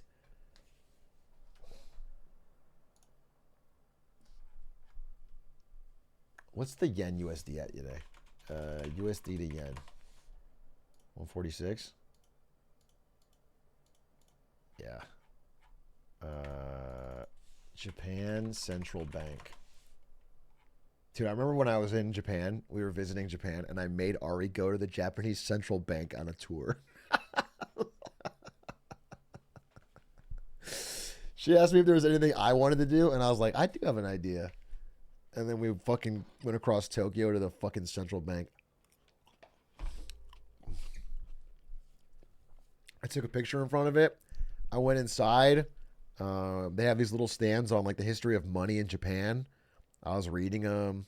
Did you have fun? I had a blast. I loved it. It's my favorite part of the trip. Not my favorite part, but one of my favorite parts. I thought it was so cool. They had like little, they had the early Japanese coins that you put the string through to count them all. They had like examples of early inflation. They had like, you know, the first bills in Japan and how they got overprinted and how like gangs would create their own version of them and have their own, each have their own currency. It was cool. It was really sick. I fucking thought it was badass. But it was all in Japanese for some fucking reason. So I had to get the little earphone translator thing.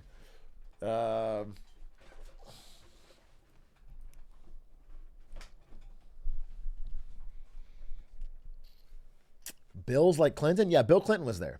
Do you know the Japanese have Bill Clinton on display at their own central bank? It's crazy. He's there all the time, from opening till closing every day. Prove it. You go there. You'll be there. I promise.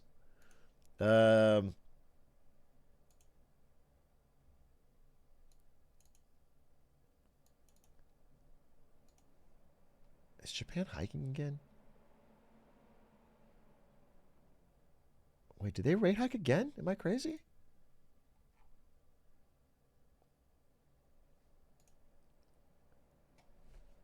What the fuck? I'm just reading this news. I didn't catch it. Dude, they're dragging this. This is like classic endgame stuff, dude.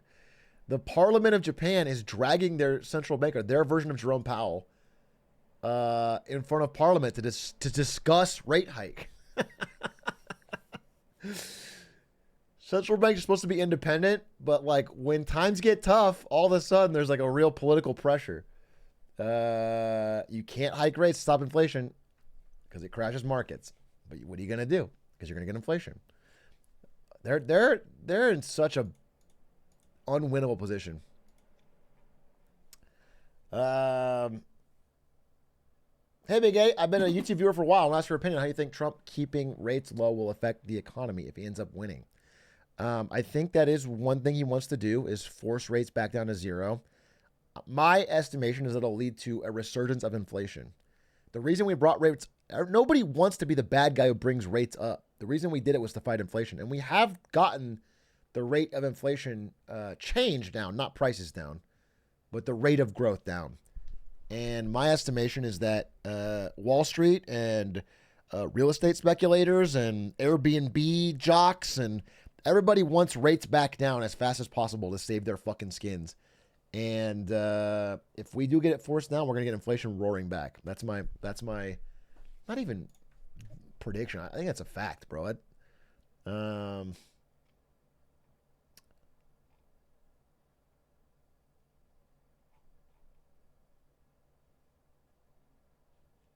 But we'll see. We'll see. Why don't they just gradually lower rates? That's what they're going to do. They have to. In September, they're going to have to cut. The unemployment rate is rising too fast. They're going to have to cut. I think it's going to be too little too late, but they're going to do it in September.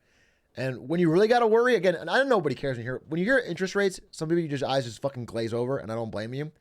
But when you start seeing headlines, which you will probably see, calling for emergency rate cuts, because the Federal Reserve, they meet, is it 4 times a year? 5? Is it? How often do they meet? Federal Reserve meeting schedule. Yeah, it's once a quarter, so 4 times a year.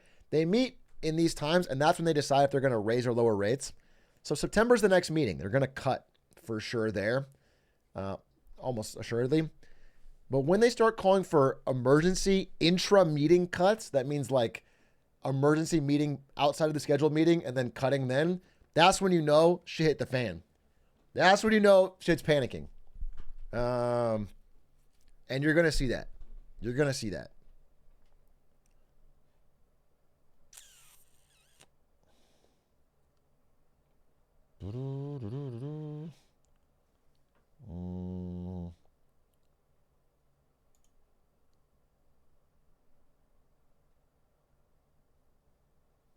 What is the BOG supposed to do in this? No, the BOG can't do anything. ESMB, that's what I've been trying to say for months now. It's too late. There's no right interest rate for Japan because they have too much debt. There's too much debt. So if they raise it and they can't afford the government will run out of money paying interest payments. And if they keep it low, then their currency just gets weaker and weaker and weaker. What can only happen is every other country cuts their rates back down to zero, and then there's no gap. Maybe nothing they can do personally. It's other countries have to do things. I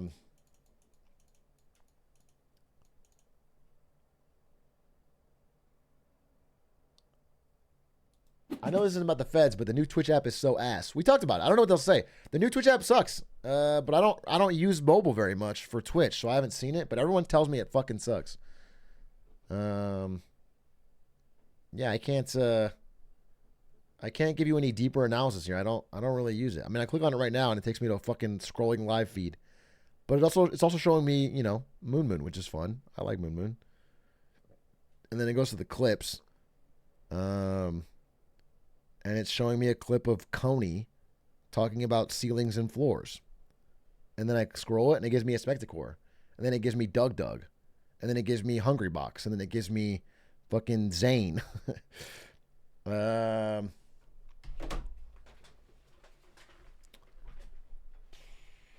plays while you play a stream. Oh, that's really annoying. Oh, dude, can I say this about DougDoug? So DougDoug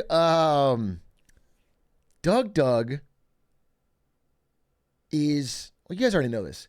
You already know he's shredded, right? He's like absolutely fucking cut. All he does is push-ups and pull-ups and somehow is fucking shredded. Well, we're playing shirtless basketball on Sunday, and everyone's talking about how glistening his pecs are, because they are, 100%. But I want to say this. DougDoug started playing basketball relatively recently and got, like, the first day he played, couldn't really do anything at all, is already pretty good.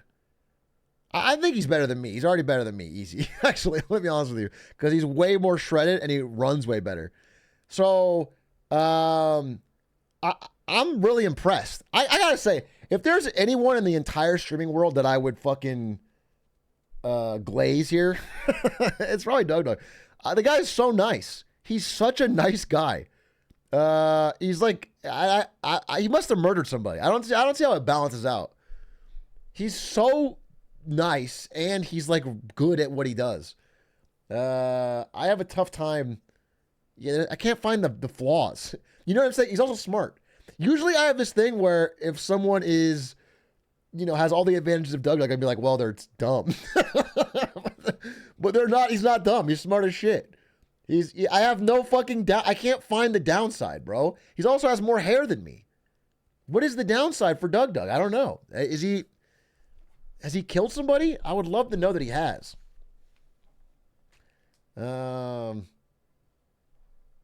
It's so funny. He was telling me his chat calls him bald. Bro, if he's bald, what the fuck is left for anyone else? He's not bald. DougDoug? That's crazy.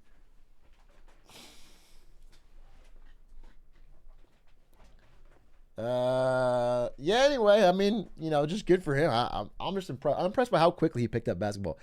Apparently he's been practicing. I don't know, but he's putting in shots. He's got insane stamina because he runs every day. That's crazy, bro. I gotta find what he's got in his fucking basement. Whatever dark secret he's got.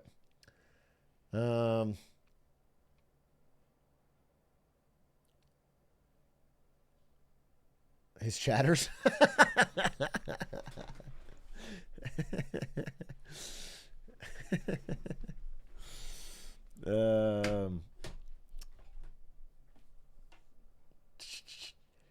Aiden Ross 1 million for DougDoug dirt. yeah, I'll put $1 million out there.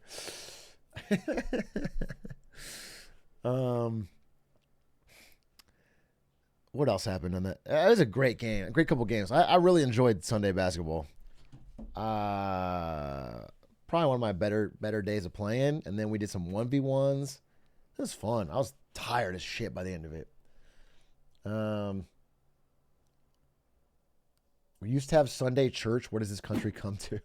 Dude, I look forward to Sunday basketball like church. It is something I look forward to every week. It is so fun. You get to just talk a little shit. You get to play a little ball. It's almost like it's a Christ-like moment. It's just crazy how much I hated sports for so much of my life, and I realized how dumb I was. I felt so strongly about it, and like, why? Why did I care? Why did I feel like it was so stupid to like get a little exercise with friends? I don't know. It's crazy. Do you feel bad when you let your team down?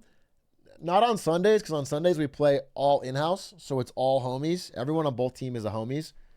It's not a big deal. Everyone's chill. No one makes it. But when we play against strangers, I do feel a little bad.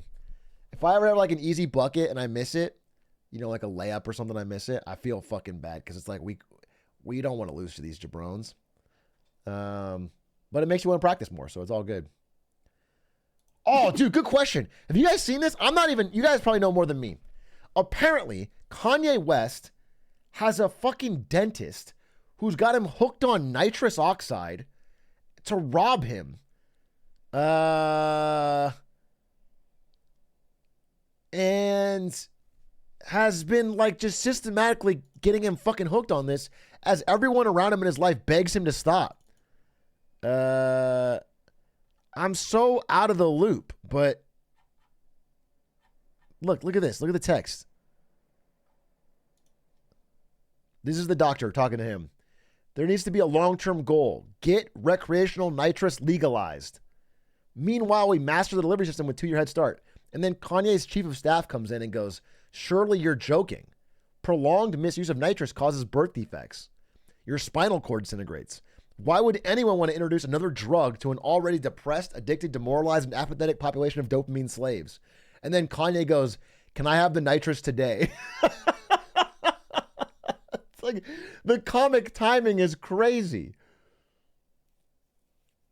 Yeah, with the golden Freddy Fazbear PFP. Shit's wild, bro. What is this?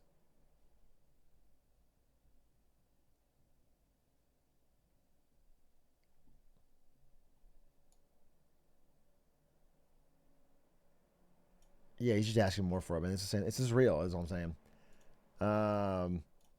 But apparently it like really, fucks with your judgment over time. Yeah, it does feel kind of like end of life Michael Jackson, where he's just fucking surrounded by people that are trying to take all of his money and keep him just fucking out of it. It's dark. I don't know. It's dark. I don't know enough of the story. Like, I don't know more than sort of what I'm seeing out of this, but it's crazy. He's in a fucking bad path. And no wonder, dude. He's not going to be able to make fucking music in this situation. It's really big in Atlanta right now. It's insane. Really? Man, I haven't heard of this. What is it? Nitrous oxide abuse. Nitrous oxide abuse. It's just whippets? Is that what it is? Is there a difference? Oh, I know about whippets.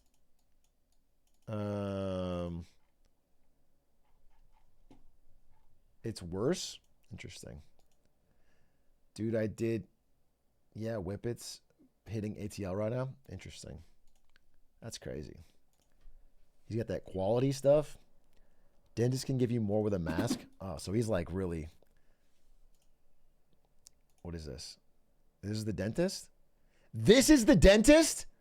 This is Kanye's dentist. What's that? This is my lawyer dog. What's the lawyer meme? Oh, hell no. This is my dentist dog. I'm getting cavities for sure. What the fuck? What the fuck? The most jacked dentist in the world. That's not what you want. You don't want the most jacked dentist in the world. That's not it's not a difficult physical job. He pulls your teeth out with his fingers. Kanye West, ex-chief of staff, claims Kanye is severely addicted to nitrous, all thanks to evil celebrity dentist Thomas Connolly, who Kanye is paying $50K per month to supply him with gas. Jesus Christ. Steve-O was hooked on it? Wait, isn't this like the alt-right grifter guy? Am I crazy? He was Kanye West's chief of staff? There's so much happening.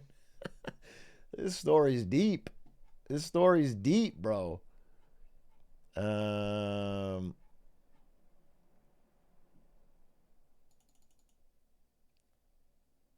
Is it depressant? Yeah, it just feels like it's a bad look when your life is dissolving, your wife and kids leave you, your last albums don't do well, and you start getting hooked on fucking laughing gas through the world's most jacked dentist. It's like generally like a fucking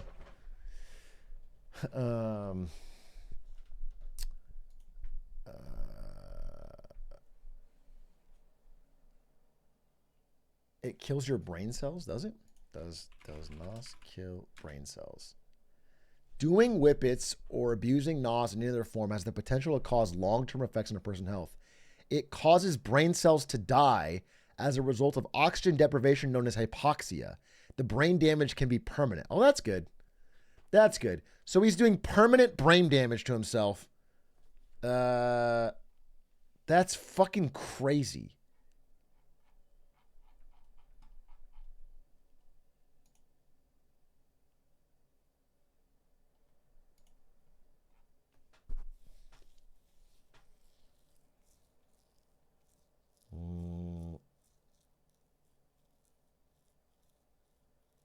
Wild mood swings. Damn, wild. Wild. What's this? This is his dentist too?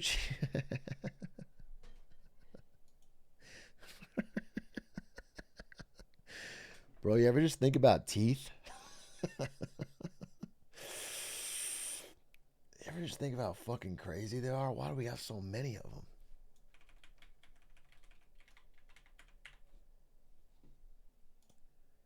I can't. He's getting paid 50 racks a month.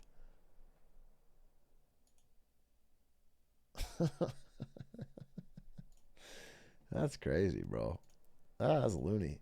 Hey, dude, I forgot. Hey, separate story. This is a little bit of a downer. I want to talk to you about a separate story that I think is actually interesting news. Couple things. The first one is, you know how I'm always shitting on Gen Z, talking shit about Gen Z. Oh, Gen Z, ADD, Gen Z, brain rot, whatever. Well, I got something positive to say about Gen Z. It turns out Gen Z is the swollest generation. And that's because for the first time in history, Gen Z is buying gym memberships and actually using them. And gyms fucking hate it. The gyms are super pissed off that Gen Z is literally buying memberships and not just quitting. They're showing up. This article goes into a lot of reasons, but fitness is a high priority for Gen Z, higher than usual. And then they're finding the gym to be like a third place. You know how I used to have like malls and churches and whatever? People are hanging out at the gym. They're meeting their friends there. They're finding some place to like do something together with friends. And, you know, that's all good for the user, but gyms are now getting overcrowded because usually nobody actually goes. When it was like a non-social isolated thing, people would go once or twice and then quit. And now people are actually going, and it's like fucking, it's changing the paradigm, which is really funny. I wanted to see, yeah. Yeah. Over the past 3 years, I've noticed a significant increase, especially in young people going to the gym. The weight in the treadmills are always very busy. The low-cost, high-value gym model doesn't work when two people start regularly attending. Because once it starts getting crowded, everyone starts ditching it, so it doesn't work. And then member satisfaction goes down, churn rate goes up. So it's very, very interesting. And the corollary to that, the bad news, there's good news, bad news, then good news again. Okay. I'm gonna give you a sandwich.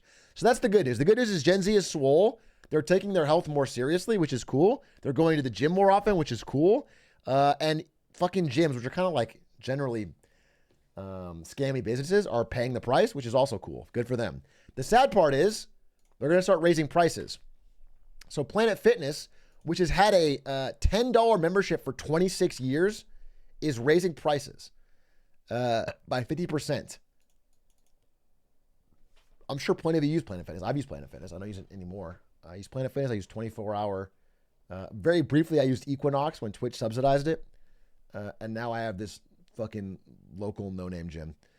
But they're raising prices. So that's the downside. Part of that's inflation. Part of that is that they're getting overcrowded, so they have to raise prices to reduce that. Their CEO was also fired. Just taking it back to that. Like I said, I just want to tell you this through line you're going to start seeing. CEOs getting fired and then hard choices. Price raisings, layoffs, union busting. This is all happening. We're in a great CEO replacement era right now where shareholders are fucking knuckling down and demanding CEOs that are going to do the really fucking unpopular shit.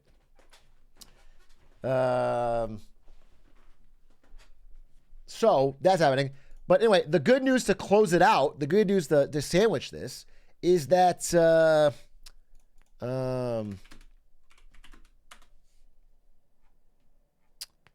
the FTC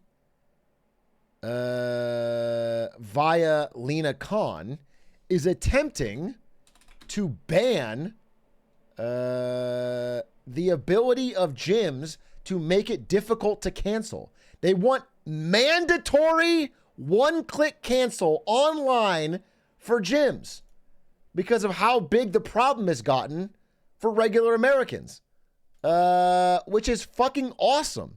I really hope this passes. FTC gym cancellation. I want to get the recent story. Here's a we'll watch a video. Morning, a plan to make it easier for you to cancel subscriptions and those memberships. The Federal Trade Commission is expected to finalize a click-to-cancel proposal as early as today. Now, that would require companies to make it just easy to cancel a subscription or service as it was to sign up. This could apply to gym memberships as well as phone and internet subscriptions. That's fucking awesome. Morning. That's just good pro-consumer news. Dude, I mean, she's been killing it. And I've heard, obviously, I shouldn't talk too much, but I know people that work there. Okay, that's what I'll say. And they are obviously crunching to get more stuff passed before the election, because if Trump wins, it's all over for them. So they're trying to do the best they can to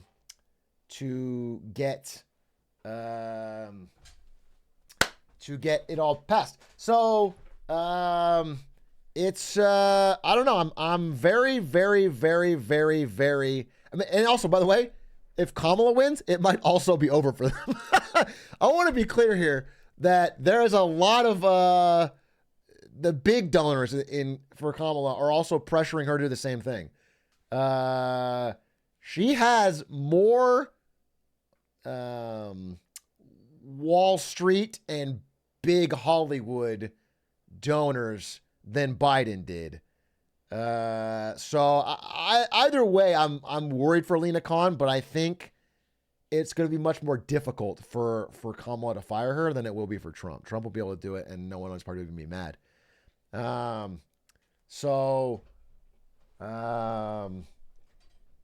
We will see. We will see. I like a gym that challenges me, especially the cancel subscription. Yeah, well, that's funny. You want a gym that makes it hard to cancel to work on your grind set. Either way, I think it's dope. I think it's awesome legislation. I hope it comes out. One-click cancel on gyms would be great. It took me up when I was in SF as like a 22-year-old working at Twitch. I got locked into a fucking membership at a fucking 24 near my place, and I could not cancel it. They made me come in person, which is so fucking annoying because the reason I was canceling is because I didn't go in person. And it really, really, really, really, really, really, really, really pissed me off. And so I'm glad that it is changing. Is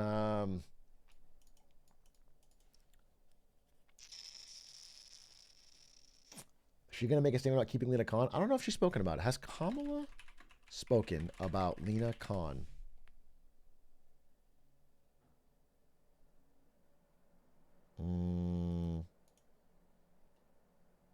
She has not said.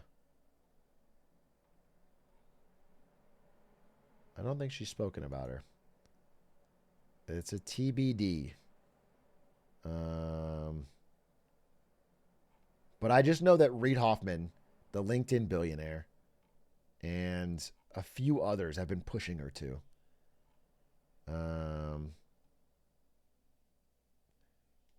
However, I think Matt Stoller, the Monopoly guy, he's not the Monopoly man. He's the guy that writes about Monopoly. He wrote the book Goliath, which I thought was really good.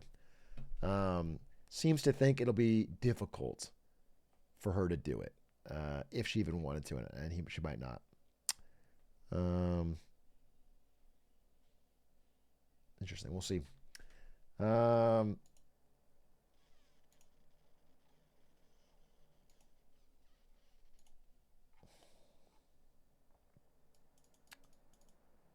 Where do you get your new shit? Goliath? Goliath's a good book. It might be a little out of date now, but Goliath was one of the first books that was the first book that I read that truly eye-opened me to how many small monopolies we have in America. How many businesses are actually, like, for example, if you are a parent and you have a daughter who's in cheerleading, or a son, whatever, who's in cheerleading, it turns out all of cheerleading in America is controlled by a cartel of like one or two companies, and they drastically overcharge for all the fucking equipment and the training in the camps. And there's just like one company, and there's no competition. You can't get it from anywhere else, and everything gets massive overcharged. That's like one stupid example, but like everything. There's so many things that we've consolidated down to one company that can charge whatever the fuck they want because they don't have competition. A lot of school stuff, things around school books and College Board and all that. Good example. John Deere is the great example in the book about how farmers just cannot get farm equipment without going through John Deere, and John Deere massively overcharges them, won't let them repair their own vehicles. It's a good book to understand the power of monopoly and how important antitrust is. And then it also goes into how, I talk about this all the time. I basically aped this, dude. I talk about how, in the post-World War II era, post-Great Depression era, actually, we did antitrust enforcement successfully, and it worked, and it caused a huge upswing in competition in America. And we had the best golden age of like capitalism in America, where we had a stronger middle class, we had tons of flourishing, growing businesses, we had rising real wages. He talks about all that in the book, so it's pretty good. It's I recommend it, though. It's 2018 maybe, that book, so it's a little out of date.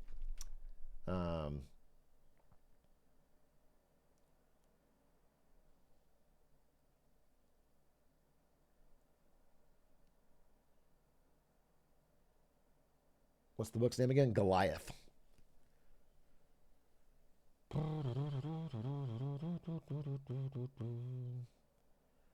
We need to keep calling inflation greedflation. I hate to push back on this, but I will. Only that I think it's funny to imply that sometimes companies are greedy and sometimes they aren't. Like some companies are the greedy ones, and the ones that aren't raising prices are the nice ones. They're all greedy. Do you know what I'm saying? They're all greedy, and they all want to raise prices. And the only reason they can continue to raise prices is because they don't have competition. It's the very reason that they're having to fucking slash prices now at places like McDonald's and fast food places. It's because people are going elsewhere. They would raise prices forever if they could. They're choosing not to because they're losing customers. And I think when you call it greedflation, people use that to imply that inflation isn't real. And inflation is very real, and it's happening globally. And it's happening because there's too much money being printed. I think that almost lets gigantic government deficits off the hook. It's kind of like that MMT type. It doesn't matter what we spend. It's only greedy companies raising prices. They're doing it because inflation is real. Some of it is not direct supply chain inflation, but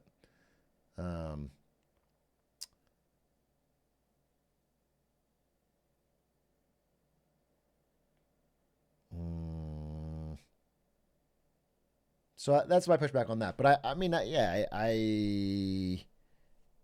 I think the best solution to stop the greed of them is not shake my finger at them and call them greedflation. It's to make sure they have competition. And if they don't, break them up.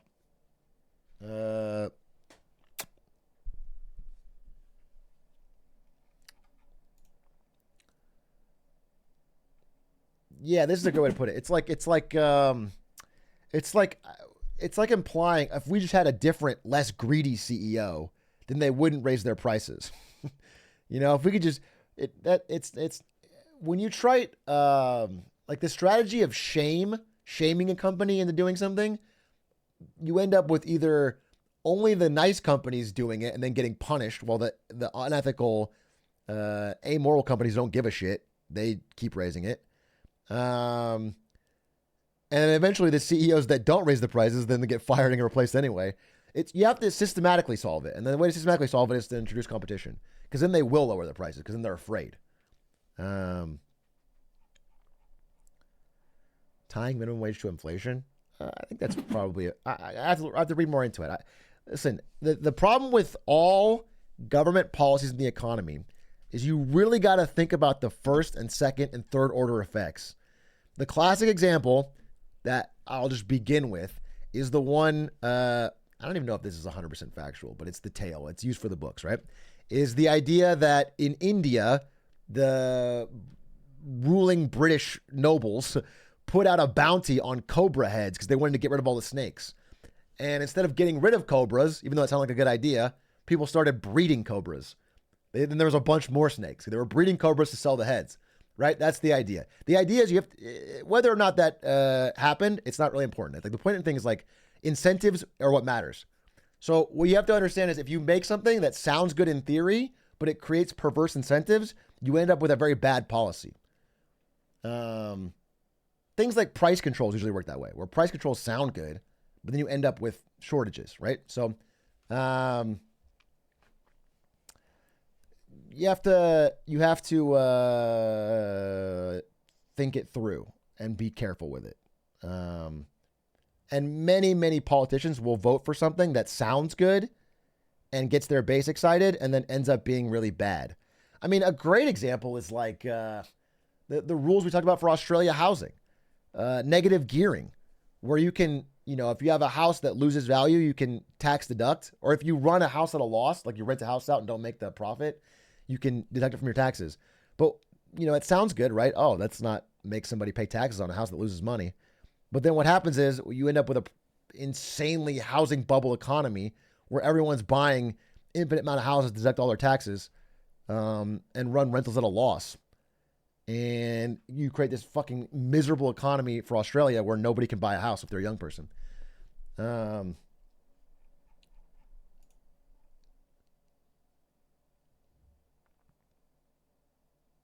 Good night, green shirt guy, Atrioc. Loving the green shirt, by the way. Thanks, Quack. Really appreciate that. Thank you. I do think this is a beautiful shade of green.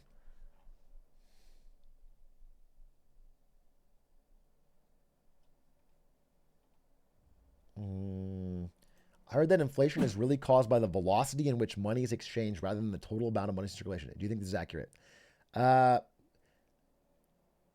No, but there's truth in it. So the total amount of money being added to the money supply is really the core base of inflation, 100%. However, there's a lot of tricks the government can do to introduce money into the supply where it only goes to wealthy asset holders who only use it to buy assets. So they can like inflate, or they can only have the inflation problem show up in real estate, in stocks, in, assets. And you don't see it on your grocery shelf. Okay? That is like where the money is. There's no velocity in the money. It's all in them printing money to buy bonds.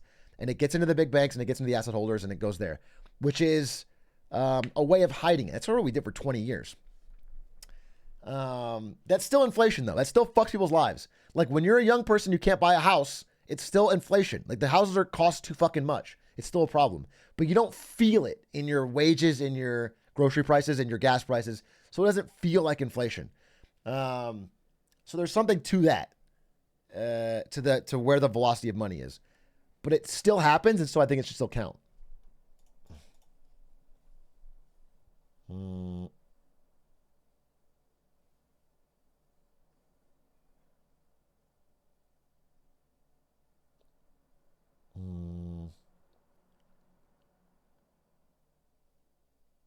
Yep. Poor people ruin the reputation of capitalism nowadays. Just work harder. I don't know if that's exactly what I was saying, but I do think that is 100% true. And I'm glad you said it.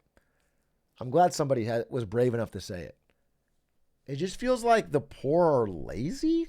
Is that crazy to say? It's like, don't cancel me. But I feel like everyone who isn't rich didn't work hard.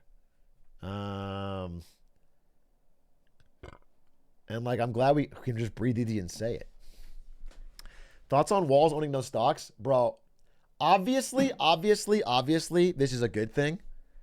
You know, it's based that a politician comes out of fucking nowhere and has no stocks, no investment portfolio, not tied to anything, not fucking insider trading, it's awesome. But it is, to me, a little funny that a 60-year-old man is like this financially basic. I was like, he don't got a 401k, bro. Bro's legitimately running off pensions, dude. It's like, it's shocking to me he's got nothing at 60, but, cause he had an income. Like he had multiple, he made good money. Not necessarily as a teacher, but after that. And it's just shocking to me. He never got even a tiny bit into the market at all.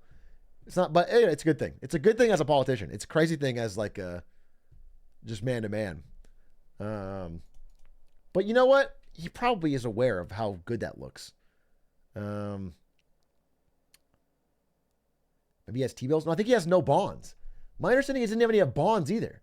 He has nothing. He has no he lives off of the monthly pension income and the salary. I don't think he has any T-bills. He has no bonds, no stocks. Are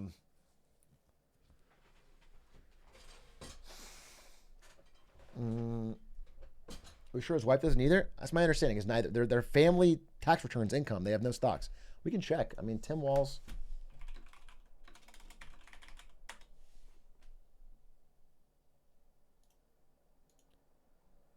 He doesn't own any stocks or real estate. He owns no mutual funds, no bonds, no private equities, no other securities of any type.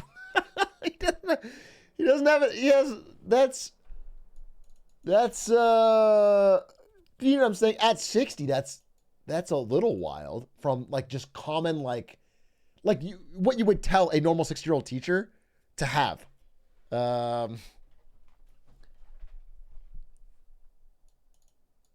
But also, unlike most Americans, he has pensions because most pensions have been fucking gutted. Like, almost no private companies have pensions. You have to have government job to get a pension for anything nowadays. Anyway, it's definitely not a negative. I thought it was funny. I thought if he had like a totally normal 401k or something, I think that's great. He's a regular American. He's got a normal retirement. Maybe it's a little underfunded even, and he's but he had absolutely nothing, which is wild a little bit.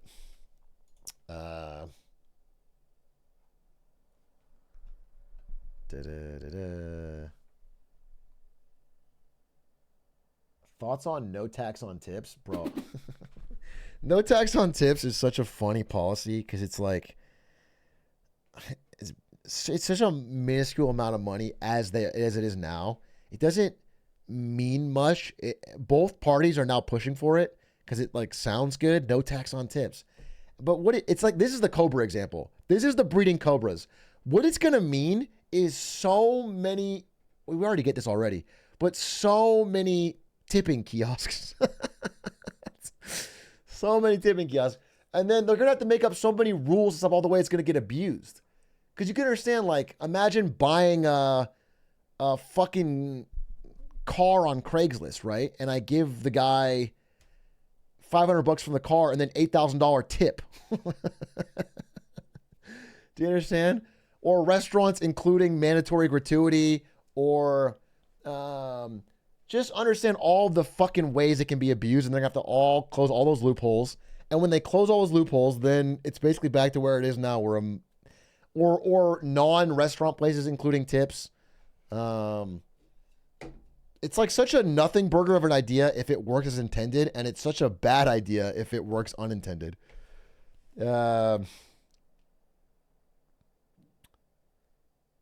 So, yeah, I think it's stupid, but it's not like the end of the world or anything.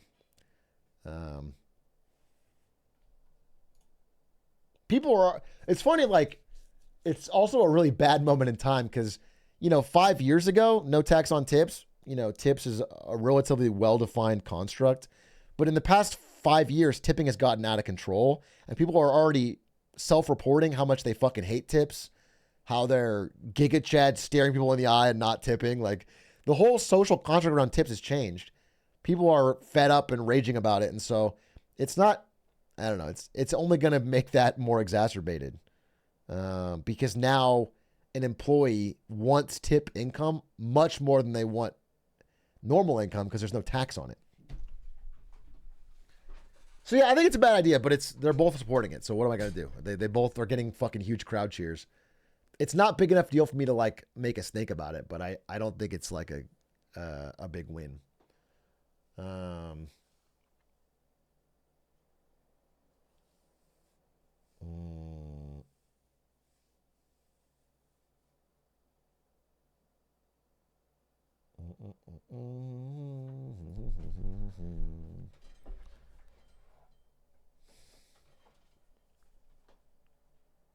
What percentage? I have no idea. I don't have the answer to this. I have no idea. I would assume most cash-based tips go unreported. But the problem is we're in a digitized society for paying now. People generally will tip on the card. And that is reported. That's tracked. So, yeah, I'm sure your cash tips are just pocketed. Who the fuck would report that? But people don't tip cash as much. Not nearly as much as they used to. Oh, shit.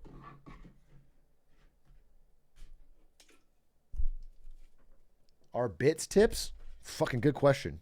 I'm going to switch to an all bits stream, dude. I'm going to be dancing for bits, bro. You're going to see me shake that ass.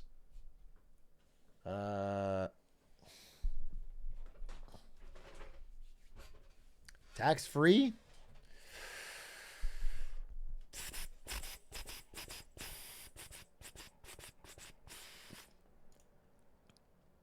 This is why cash is so important. Why? Why is cash so important? So you can cheat taxes? So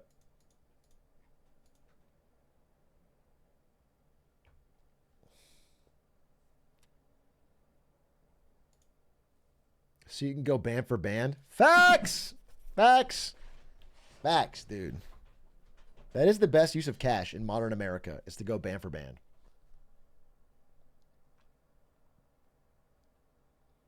I have a few tattoo artist friends. Yeah, it's fine. It's fine. It's not a big enough deal to crack down on. I think it's crazy. You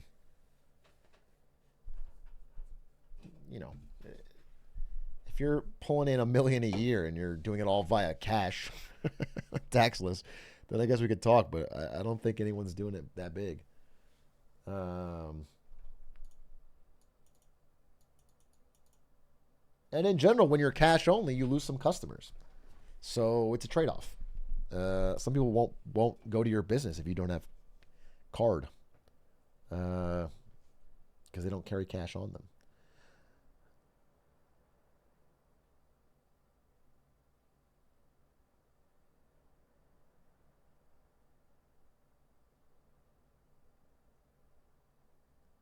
What's stopping someone from agreeing to it? Yeah, again, this is what they'll have to regulate.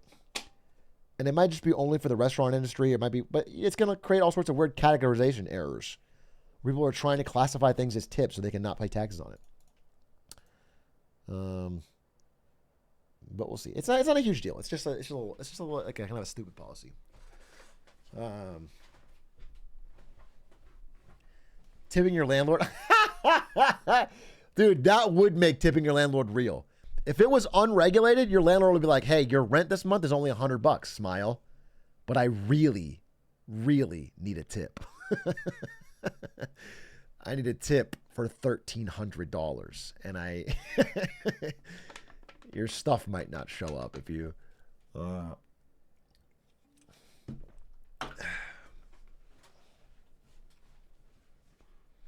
No, smiley face. Spinning the iPad back around. $100 rent, smiley face.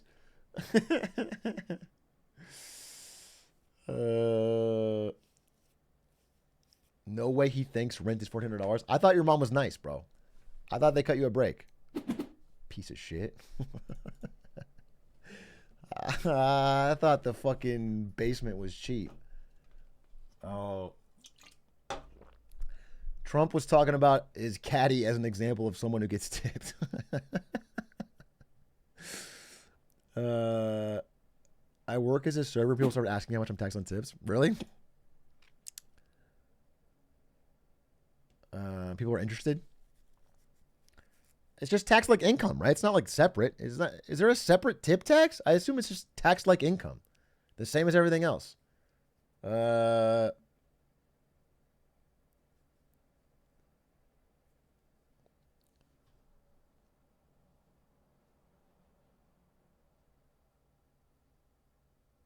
It's not taxed at all. Be cool. I mean, that's where it's going to. That's where they're going. They're trying to not tax it.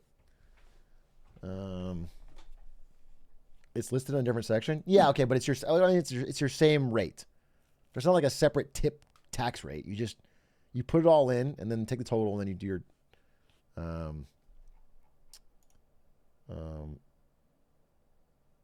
do you think social media is the reason presidential candidates have gotten significantly less professional? I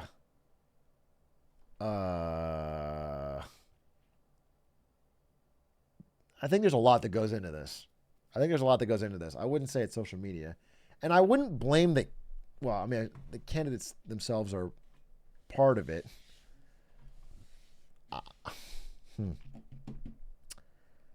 I think that some of it is that we pay less attention than we ever did. And so everything has to be ever more bite-sized to appeal to people's messaging, understanding. I do think that's a part of it. Algorithms in general promote inflammatory content, which incentivizes candidates to be sensational. Yeah, I think that's a part of it. Yeah, I think social media's played a big role. I'll agree with that. Social media and the internet's played a big role.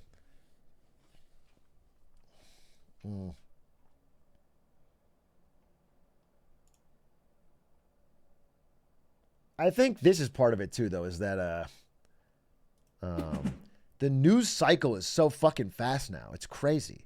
It's crazy. Think about, it's just how little we talk about or care about the Trump assassination. you know, it just feels like it's. But if that was in the 70s or something, that would be the story of the year. It would be, we just move so fast, and not even that. It's like a presidential candidate stepping down during the running. Biden stepping down. That was big news, but now it's like people forgot about Biden. Dude, the way most people talk, it's like they forgot that Biden was president. They don't even know he's president anymore.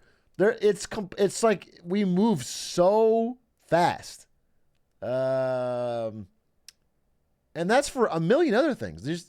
The news moves so quickly that people just can't sustain any anger or direction at anything.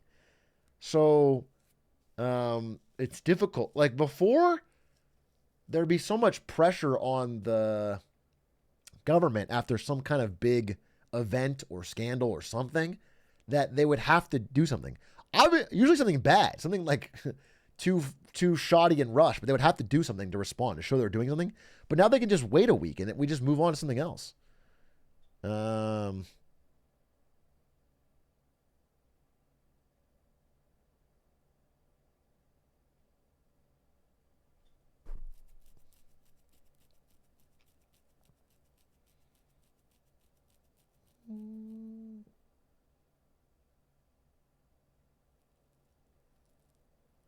Isn't it just Zoomer attention span? That could be. I mean, I think our attention spans have taken a hit, but I don't think it's just Zoomer. I think it's everybody. I think it's all of society. We like news, and we get deluged with it, and in response, but our brains can't actually process them. It's actually very difficult to, you know. I encounter this all the time when I try to talk about things on stream. It's like every day there's 10 things I could talk about. But like to take the time to learn about them before I go live is a full-time job. And even then I feel like I'd love to read more before I talk about it. And so there's just so much information. There's an infinite amount of stuff. And it's difficult to have a nuanced take on anything without being an expert in that one area. And if you wanted to have a variety of subjects, then you need to, there's always corners that are getting cut. You know, you have to you got to read what you can, but what did Shindig say? Hardest job in the world? No, I don't think it's hardest job. I think it's a fucking easy job. I think it's an interesting thing that I'm noticing. News cycles feel quicker because information moves more quickly. Yeah, I think I agree, Shindigs. I think it's less attention span than it is more. The market has responded to our desire for news by giving us an infinite amount of news at all times. And anytime the news gets to the hard part where it's like, wait, I have to understand this. There's like nuance here. I have to learn it. There's something new. There's a new piece of news that's more interesting. A new shiny thing. I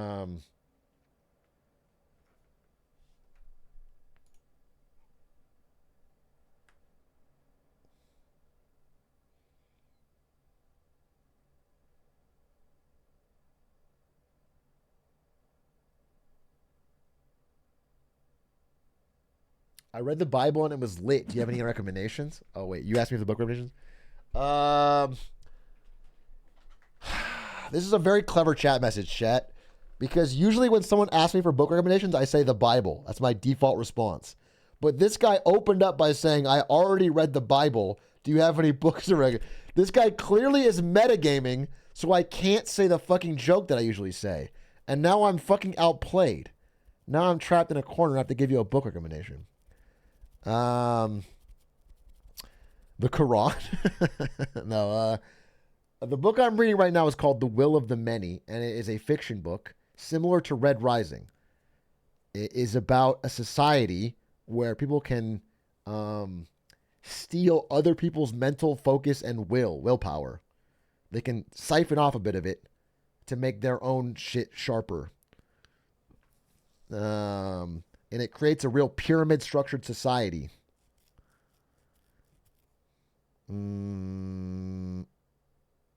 It's very fun. Peak. People like it. Yeah, it's a very fun book. I'm reading it for a book club.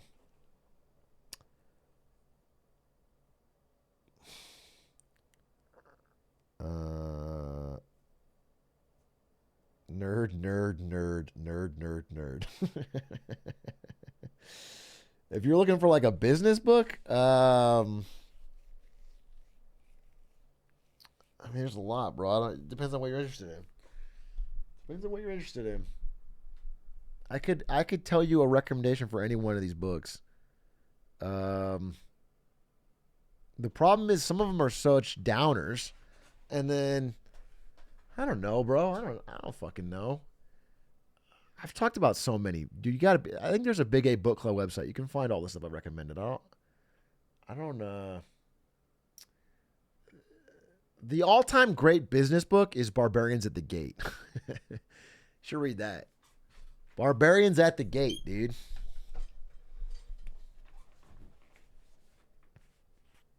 My hair's misaligned. Don't fucking judge me. I'm wearing a hat.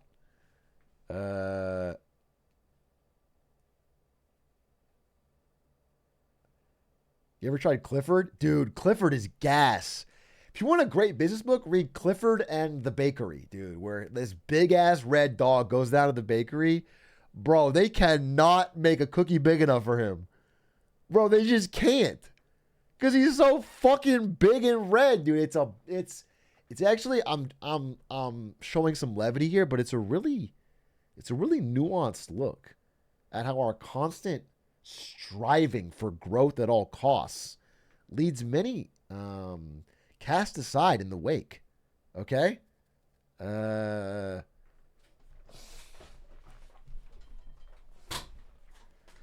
Definitely something you could learn a lot from.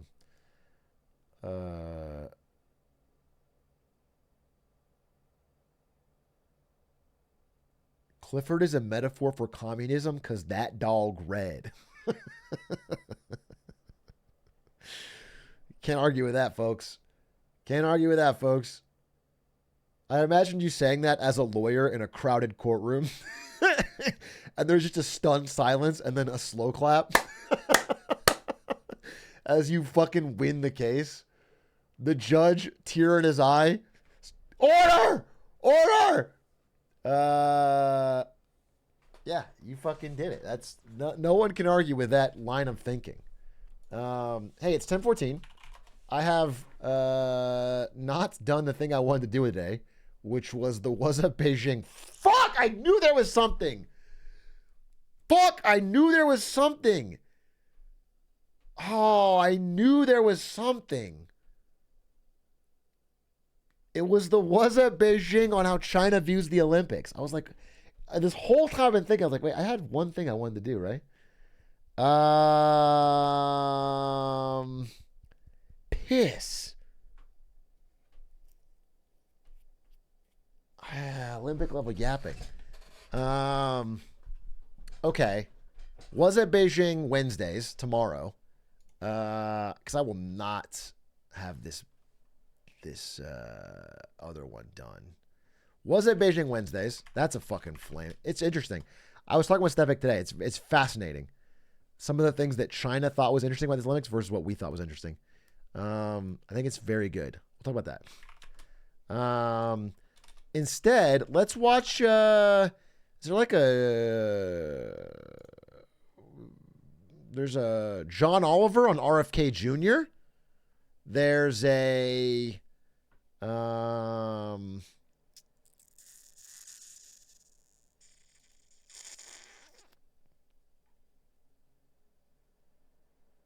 there's a 2 and 20 on the dark side of America. Nah, I talk about that enough. There's there's House MD. We could watch a House MD, perhaps. John Oliver on migrant crime. It's 25 minutes. I could do it. Migrant crime. Doesn't sound like a real upper of a segment. Sounds kind of sad.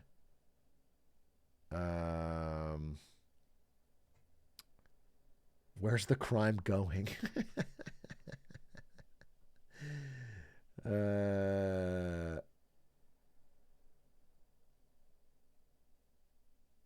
Oh, wait. I wanted to watch Mark Cuban on The Daily Show. I actually did want to watch that. I'm thinking of something that's, I think, a little more, with a little bit of levity. There was a $1.5 million, $1.5 million view interview from yesterday of Mark Cuban and Jon Stewart. And I just wanted to watch it myself. And I decided to wait to watch it with stream. And so I'm going to watch it. That's fine. 1.5 million in a day. Mark Cuban, we talk about in Shark Tank all the time. What does he have to say?